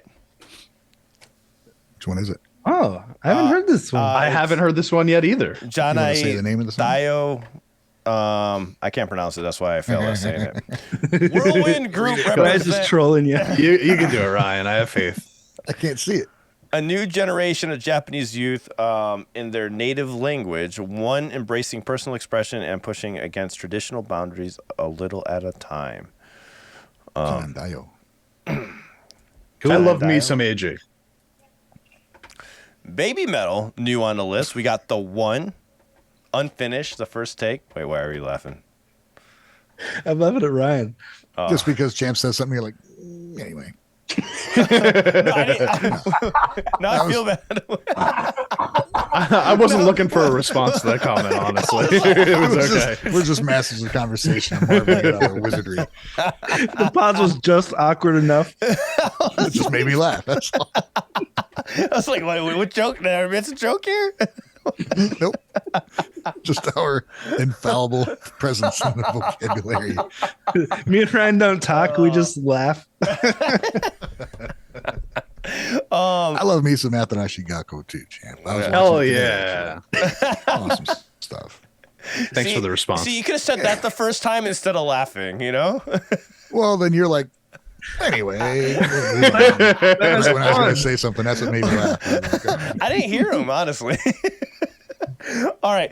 First take, I guess, is taking over the charts, huh? Everyone's submitting this in the top 10. Hey, Ryan, you want to pronounce this? Here, let me make it big for you. Galileo Galilei? Come on, dude. That's not even Japanese. I'm not going to try. Have you never listened to Queen before? You've heard of Galileo Galilei, right? Galileo. I mean, I heard it in the Queen song, but that's it. Jesus Christ. Educate me, Ryan. What am I missing here? They're a Japanese This is indie the rock. best top 10 ever. Anybody in the chat ever heard of Galileo? I've heard. Oh, of this them. is a first take too, huh? Yeah. Cool. Oh man. This is a Japanese indie rock band from a city that I can't pronounce. Was formed in 2007 by singer guitarist Yuki, guitarist Funya, and bassist Hitoshi, and drummer Kazuki. I swear, Simno just throws names in here to fuck with me. Like we could have just put it in the description and not the names. Name it, this dude. I'm pretty sure that Simno when made a request this week on my live stream, and there's like this paragraph I had to read, and I couldn't. It was just full of words I couldn't pronounce. I was like, did you do this on purpose? He's trolling both of you. Simno is totally trolling us. So I appreciate Simno, I just gotta tell you how much I appreciate that you don't do that to me when you're in my live chat. You better do it now. Just kidding. But anyways, they signed with SME Records with guitarist and backing vocalist joining the band in 2009 and keyboard player Kazumasa joining in 2011. I've never heard of them. Have you guys checked them out? No. I was reading the chat. What? Hey guys, No we're doing a is the podcast answer. here. No. I hope they do well. Baby Metal Mirror stays right at number 7. Number 6, we got. Can you Baby Metal. pull the thing back up? No, you guys weren't paying attention anyways. No, kidding. Monochrome piano version, the first take, drops 2 spots, number 6. Baby Metal. And then number 5, we have Otto, New Genesis, Saitama Super Arena, staying right at number 5. Number 4, we have Yasobi. And going down one spot to Yeah, number Sobi, 4. by the way, this song is the one that won our Patreon poll this week. So the next reaction that we're going to be doing is going to be for this one. Oh, hell yeah. Nice. Such a bitter story. Vondi has dropped a spot. I want to check this song out. I'm really curious to see how it sounds. I did like some of the Vondi songs I've heard so far. Man with a Mission with Malay goes up 4 spots. This is the song that Champ talks so much shit about. No, just kidding. He didn't really do that. Just wasn't a fan. I actually said almost nothing, to be fair. If you want to take that, you can take that how you want to take it. Sim Under the Tree staying strong at the number 1 spot. The covers list. We have Asterism and Bellic down at 10. This has been on the list for a while. It has been. I mean, Asterism is always on the list. Then we got number 9, and you remember the almost disaster I had last week. You guys can read it if you want, or you can come to YouTube and watch the stream so you can read it. I can read that project. There you go. Thank you, Wave. Wave can read out the top 10. There we go. I think it's Bocce the Rock. Bocce the Rock. Yeah, it's that band from Bocce the Rock cover. Yeah. We got Turbulence going down a spot with Guitar Loneliness and Blue Planet by Another Bocce the Rock cover. We got Nemophila Walk dropping a spot. The picture still disturbs me every time I see it. Dude, I just got to say, I was so, listen, I'm not a huge Foo Fighters fan. We already talked about this, but when I saw Walk the first time that popped up, I was so hoping it was the Pantera song. I wanted it to be the Pantera. I want to hear them do Pantera so bad. There's something about the way that Nemophila plays. I want to hear them do Pantera. I think it would be perfect. That would be awesome. That would be cool to hear. They could definitely pull it off. Number 6, we got Nemophila with In This Moment Forever, which I think is a great cover. It went up 2 spots. Number 5, we have Mei-chan dropping 4 spots. This song is finally going down. Oh, so long. Number 1. Number 4, we have one going up a spot. Number 4 with Nemophila Hellstorm Love Bites, which also I think was a really good cover. Number 3, we got Ninomi, If I Could Be Constellation by Kasuku Band. Yeah, Kasuku Band is the band from Bocce the Rock, which Mikoto's telling me to tell you guys you need to get on that anime. Gotcha. I haven't heard. I'm watching AOT right now, guys. It takes time to get through them all. Is that like 45 seasons? Oh, you're watching Attack on Titan now? Yeah, I'm getting towards the end of the first season. Oh my god, dude! And we got so many. I want to watch that again. It was insane. That whole it is an journey intense, is fucking crazy. It's intense for 24 straight minutes every single time. It is, dude. There is no break from the intensity. It was during that show I realized how much animation they don't do in anime. Like, I've been watching this for 30 seconds. There hasn't been a thing moved, but I'm like enthralled by what's going on. The background goes static, and they're like communicating telepathically. You know, it's cool though. It makes the art style look really cool. Smart. I gotta watch it, man. I liked what I had saw already. I've only seen season 1 halfway through. Yeah. I have to watch it all again. No, it's starting to get better now where I am like after the halfway point. Like the first half was cool, but it was crazy because it's just a big war. The whole thing is just a big war. But now it's really starting to pick up. There's all these mysteries unraveling and shit. It gets better and better. Interesting. Then we have Soken Inaro at number 2 doing the same cover. Number 1, we got Hazuki Rosier Lunacy cover staying going up to the number 1 spot, and that is our top 10, which leads us to the K-pop corner. And if you wait, okay, I'll wait. I already did my K-pop quarter. I was just going to talk about the August D show, so we could skip that for this week. But I did want to say, if you want to see the top 10, you could go to our website. It's actually posted up there right now, also. So if you missed anything, there it is. Yeah. Thanks. Hell yeah. Did Alan just mute Champ? No, did I? My bad. Oh, I think he muted. That was promotion for our podcast, man. Come on. That was an accident. It was an accident. See this bar go up and all of a sudden Champ is muted? Go to gaijinguys.com if you want to see the top 10 or if you missed anything from it. I was trying to click the other screen, but the mouse was not in the right place. Pro streamers. Oh my god, this is a disaster. Look, we get help and we just like devolve instantly. It'll get better. It'll get better. I forgot what. The website. That's it, guys. That's the news. Okay. I got a topic to bring up if you guys want to talk about it.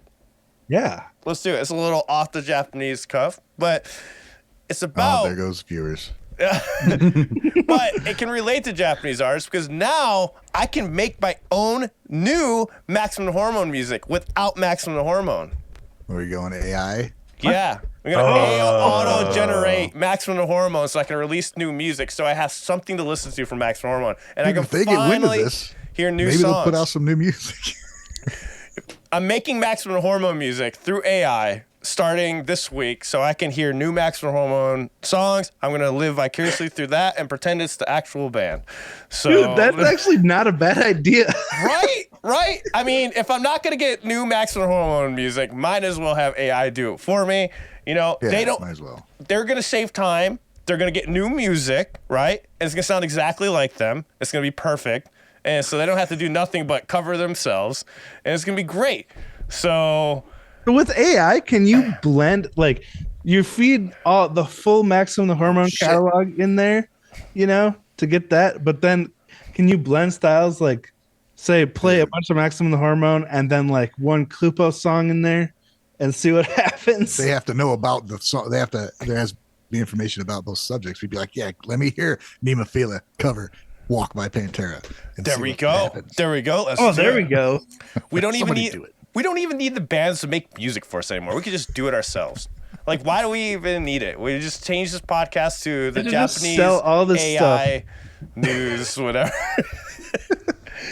Dude, I had this whole conversation with my son yesterday about this because he brought up the Drake song, the fake Drake song. Have you guys heard that yet? Yep, that's what that's what I was gonna bring up was this article right here about the Drake song. But go ahead. No, go ahead, bring up the article and then I'll talk about what we So said about it. so they opened up a copyright lawsuit against it, but it started with Eminem first, the Cat song, right? They did a whole Cat song or whatnot, and people were like, this is actually good, or this is actually pretty good, and they're actually taking down videos of people putting them up and everything, and so that's pretty much what's going on. And there's a lot of TikToks and everything going on about it where they're just making music under them, and they say it's pretty good. So that's what I'm saying. That's why I'm gonna do that for Maximum Hormone. I mean, I feel like at this point it's the only way I can get Maximum Hormone music. Between this and deepfake, video, I mean, this is basically audible deepfake. Between those two things, people could start impersonating anyone and selling it as that brand. You guys don't know if I'm really here or not. Seriously, is this the future of music where they're gonna be like Disney, where they don't write original stories anymore? They just remake old ones, but instead they're gonna do AI. They're gonna do AI generated music from artists that are long dead, and that becomes the new norm. music. And then artists will become a specialty, and they'll be paid more for what they do. Ooh. Yeah, maybe. Or nobody will give a fuck about the artists in general. Well, and most just be people won't give a obsessed. fuck because they don't give a fuck anyway. Maximum Hormone should make their own AI, right, for their music to write random Maximum Hormone songs and sell that as a model to people. There we go. You want new MTH music, you fucking buy this robot to make it for you, and you can have a new song whenever you want. See, it's weird because if the programmers made the music and they made stuff, then sure, you can sell it. But if it's an open fucking AI and anybody's making shit and trying to sell it, then it gets a little dicey, man. That's such a gray area for copyright because it sounds exactly like them, but it's completely original and new, and there's no Well, what band was it that there was a video made of them Avenged Sevenfold? There was deep fake video made of them canceling tours and shit. And they had to go out and be like, we did not cancel tours. I remember that video of that. It's fucked up, dude. That's scary. That's before all this. Well, I mean, now that the AI is even more intelligent than it was. So that is just nuts. And it's happened so quickly. There was no AI a couple of years ago, and now it's doing shit like this. That's what's so terrifying about this. The ethical ramifications, we know what they are. My question is we think about all of the, how digitized music has gotten over the course of the last 20 years or whatever. And then you got stuff like Vocaloids, which are already kind of moving in that direction, right? Yeah. And now AI has progressed so much, so quickly. Who's to say that 10 years from now, that's not going to be the mainstream source of how music is made. Ooh, well, it could definitely make radio music because it's already basically AI generated. Yeah, But you know, AI like, I has think been this around is why longer than a artists couple like months. It's been used in telephones and in things for many years. Yeah, We're true. talking about like the advances lately where it's creating new things with input. Yeah. Well, yeah, AI has existed, General but input. I mean that's what I'm talking about specifically. Yeah. I think this is why artists like Ren are really popular now, because it's so human, it's so relatable to the human experience. There's no way AI could write a Ren song, You don't think make so? the lyrics as appealing and as That's what you humanly think. relatable as they are. That's what you think. It's coming. It's coming, Wave. They're gonna have the artificial noise in the background. Like they're gonna do. It's gonna happen. I'm telling you. I'm just waiting for the lawsuits, man, because those are going to start piling in. And this is like the type of thing where there is no law really for this type of thing yet, because Nobody's it's buying it. so new. But it's like, think about like the internet and like all the new legal battles that the internet had to have when like copyright started and stuff like that. It changes so much shit. Like they're going to have to start adding new laws to what you're allowed to do with all this. And I feel like some people are going to get really fucked, like hard, that are trying to do this by celebrities that are able to sue them for using their likeness. And like I feel bad for the first people that are going to get sued over this, because eventually I think there's going to be laws that are going to be put in place and people are going to know better not to try to, you know, use too much of somebody's likeness. But at first, the first person that loses that lawsuit to a celebrity who can afford to go into legal battle and that person can't is going to get screwed hard. Yeah. Well, at least I get Max from the Hormone music again. You know, there's you know. See, Alan, as soon as you said that, the first thing I thought was, please don't get sued. Please don't get sued. Like, that is such a silver lining. Just keep it to yourself so you don't get sued. No, sharing it with everyone. I'm going to cover the AI generated Max from Hormone song I create. All right.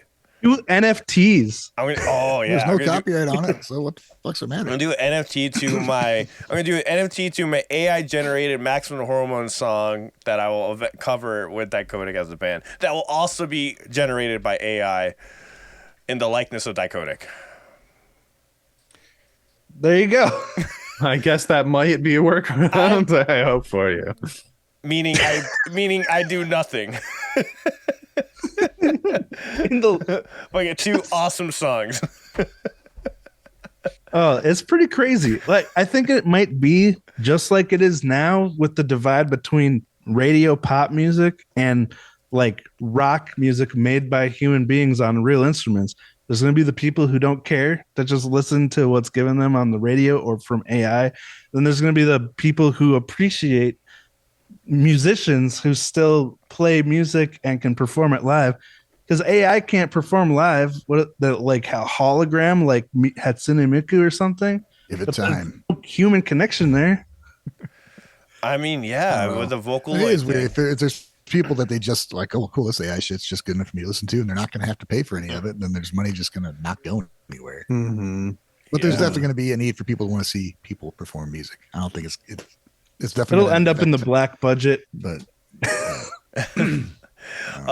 Simno saying Getty is already suing people. Getty Lee from Rush. No, Getty Images, because people they get AI images where you can go on there and create images, give it information to create an image, and the AI will reproduce like a fucked up Getty Images watermark in their reproduction. So they're like, hey, because they use all that information from the internet to freaking build. They should have cropped that a little bit. It's messed up, man. Yeah. It's crazy. Okay, so how do you navigate this world then? Like, because it's not going away, right? This is my question. Like, we can bitch and complain about it. It's coming, whatever. It's just like it's just like the computer and the internet, right? Like, it's coming. So what do we do? What do you guys see it turning into fully though? I don't know. I tried to get one to summarize one of my videos, and it pulled up some other video and summarized some fucking documentary. I'm like, that's not what I want to do. Stupid AI. I mean, once they figure out how to get fingers right, we're all going to be in trouble, you know. What do you mean they? Infinite fingers. Exactly. Once that happens, we're screwed. Yeah, that's the moment. That's the moment, right? Because we still can like rely on the fact that they still can't do fingers or teeth. So maybe we're okay for now. But as soon as somebody has those bright whites and 5 fingers, that's when it all goes downhill. Human performers end up getting sued by machines for covering their AI generated material. Oh my God. Could you imagine machines suing other machines? I'm gonna sue like that's what's gonna happen. I'm gonna do a AI generated lawsuit against anyone that takes my MTH AI generated song. That's for sure. Everything. So iRobot, isn't that the plot of iRobot? Like, Yeah, kinda. They come alive. they take over the world. Hey, 8 fingers on one hand is a thing. I mean, Yeah, very, very, very rare. Yeah, it happened in that Jim Carrey movie where he became God. Oh yeah. uh, Yeah. I just can't imagine being able to connect like in a deep level on AI generated lyrics, but I guess we'll find out. But it's also like, just thinking about that on a larger philosophical sense. I mean, with the internet and social media, we've already kind of started to move in the direction of human connection being less important to the society that we live in anyway. So this just feels to me like another step towards that sort of like lack of communication between real people. Isn't that ironic though? Like social media, which is made to connect people, has made them more antisocial. well, that's why people love podcasts now. That's why a lot of people like the Because podcast. they're real, yeah. Yeah, they're real people. I can definitely say that it's like a comfort thing for me listening to a podcast because it's like people that I know, their type of personality, and I appreciate to hear them, rather than just seeing like some fucking random bullshit, like 140 characters on Twitter. It's not always going to get the job done. Hey, Paul, there's already AI generated mixing and mastering. I've messed with both of them. Some of the mastering tools And are it actually sucks. really good. No, the mastering one's pretty good, I gotta say. But you still gotta mix it to a certain level. There is an AI generated mastering that's good. The mixing does suck. The mixing you gotta do on your own. But the mastering, It's gotten a lot better since I tried it. Sounded good. Because it always blew out the dynamic. What did? AI mastering just blows out the dynamic and it sounds like crap. Not if you put it in the right way, meaning like if you have the decibels at -12 as the full mix, if the full mix is around -12 to -6 decibels, it actually doesn't blow it out too much. You are right, though, it can. If you have it any higher than that, like higher than -3 or keep it at 0, which you shouldn't, though, with the mixes, it will definitely do that. But a lot of mastering people that master your mixes, a lot of the stuff we hear on the radio right now is AI generated for mastering, not mixing. What? Yeah. Revolt. So. Oh wait, I don't listen to the radio anymore. So, because I've messed around with it where I've done my own mastering, because mastering is it's a weird thing, and it can do that pretty well, but the mixing is But trash. like getting the right level is so dependent on your ear being able to hear when you're losing the dynamic, Yeah, you need a good mix. You need a good mix to do the AI generated mastering, though. Like if it's not a good mix, the mastering does nothing. But then again, that's like real mastering also. If the mix is not good, Yeah, the exactly. mastering is trash. All right, here's what we got to do then. We got to take the same song and we've got to get Alan to do it with AI and master, and then Wave to do it hand, like what do you call it, analog style, and let's see how it comes out. Oh, dude, what was it? I have And then I we'll have lose all of it through I have YouTube's 2 compression. songs mastered with AI, and that's Ryan's song and Baby Metal Doki Doki Morning. You fucking told me you worked so hard on that. I did the Goddamn mix. liar. I mixed it. The mastering was AI. Wow. So there you go. Okay, well that sounds pretty good. Yeah, that's what I mean. But the mix has to be right. Like you have to do the mix properly. Otherwise, you're right, Wave. The mastering is going to be bad. But honestly, I could have just mastered Ryan's myself and got the same result because I know how. But all it is just dropping a few plugins and making sure it's properly. So, but mastering is really not that hard. Mastering is easy as fuck. It's the mixing that sucks. That's the part that's I don't know how it's gonna AI generate mixing.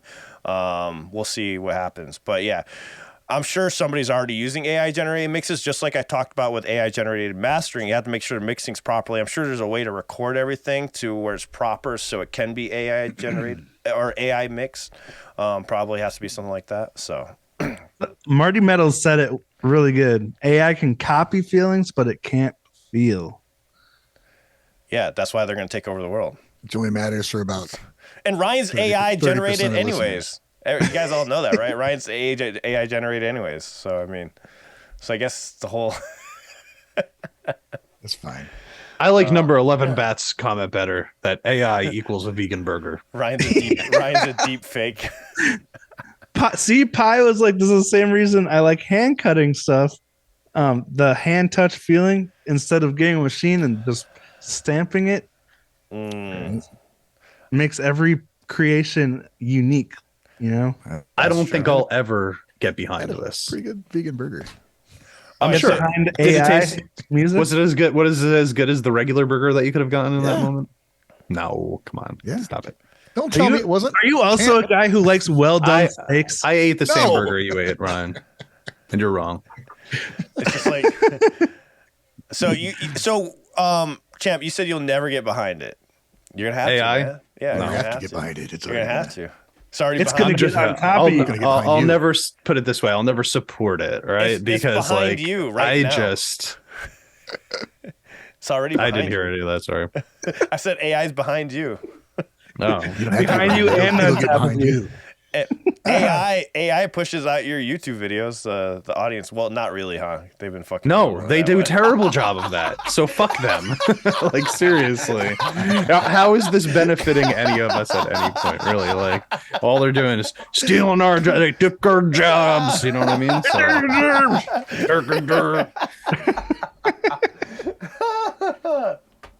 Okay. Man. What are we talking about? I don't know, man. When the we were talking about this before with Bandmade, and like you know how incredibly important it is to have a. That's a look of fear. I'm sorry. How incredibly important it is to have like that human connection with them, right? Even just seeing stuff Yeah. behind the scenes, it makes you. And it's like AI literally cuts that out completely. So I don't know. It feels so fake. For us, that's important. For most Yeah. of the people who listen to public radio, they don't give a fuck. I know, and Because that's the what stuff that's on the sucks. radio could easily be reproduced with AI. Oh yeah, that's what That's I was what's saying. I so feel like awful it'll be about it. just like the divide between pop music lovers and people like us who like to dig and find really organic, high quality music performed by musicians. Yeah. Because Except it'd be like nobody can make AI money off music of that versus because it's not copyrightable, so there won't be any money being generated anyway. So it's going to fall Oh, apart, and people yeah. are just going to go back to the real artists. So I'm we're with- fine. Good Just give it time. Yeah, someone mentioned. Did anyone bring that up besides you just mentioning that off the cuff? There was. I think Glenn Kelly said they passed a bill where you cannot copyright AI music. Wow. That's what Well, I'm that saying. solves that problem Wait, how does that solve the problem? So you can't copyright. because AI can't copyright music, which means there's no money in it. You can't copyright means- AI generated music. Oh, okay. So you can't. There's no like economy behind it, so no one's gonna waste their time with it. How do you know though? How do you know that it was AI generated when you released the song? There's a question. Yeah, like how do if you it's know? the band releasing the song, I guess it wouldn't really matter. I don't know. What I'm gonna do maximum the greatness and All the music videos will just be like AI generated real people. no and way. it'll look I like there's wrote a it band. myself. I wrote it myself. No AI had nothing to do with it. I did it. It was completely me that did it. I'm You're joking. bad. I don't know. I don't know how this works. I'm joking. I'm joking. I think by the there's way. going to be so many legalities surrounding these issues that we My can't point even is you foresee can- right now. My point is you can lie about it. That was my point. Like I could just be like, oh yeah, I totally did that. Like you know what I mean? I could be like, oh yeah, Yeah, totally I wrote mean, that. I wonder if like there's a way to prove it or not. I have no idea. you I've know, caught but- bands lie to me. They're like, "Oh yeah, man, I did the drums." And I'm like, "No, you didn't." And it was a fucking they fucking programmed it. I'm like, "Bro, I can tell." Like people will just lie about it. Or like I had a rapper bring in a sample one time, and then I did it and I uploaded it. It tells you immediately if it's allowed or not, and it picked it up from another artist. And I'm like, "Bro, you took this." Without permission because you don't have the license for it. He's like, no, I didn't. I wrote that myself. I'm like, all right. So people are going to lie about it is my point. I've had artists Oh, try to I lie have to a my funny face. story that relates to this. Last night, I started playing the guitar lick from BYOB by System of a Down, and no one I was jamming with realized that it wasn't that it was a song already. So he starts singing his original lyrics over it. Oh, man. How long did you let him go? They're all Gen Zers in my garage, and I played this lick that I thought everyone on Earth knew. So now I'm starting to relate to the Pink Floyd fans who were roasting me. You know? Which riff are you talking about?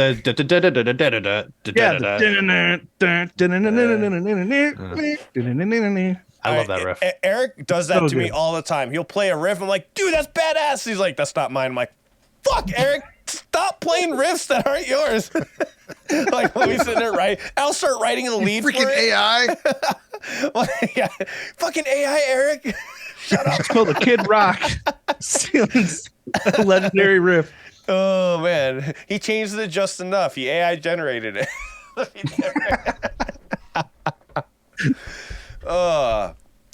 Do you think that, what was I going to say? But, yeah, I mean, it's one of those things that's never going to go away. It's going to be here. I guess it's just like to each their own, right? Yeah. Just Yeah. As someone else in the chat said, get off my lawn. Get off. And I'm sticking to it. Get off My Champ's milkshakes. lawn, everyone. Don't do it. All right. Yeah. Right. All right, guys. See you next one. See you. Peace. Hey.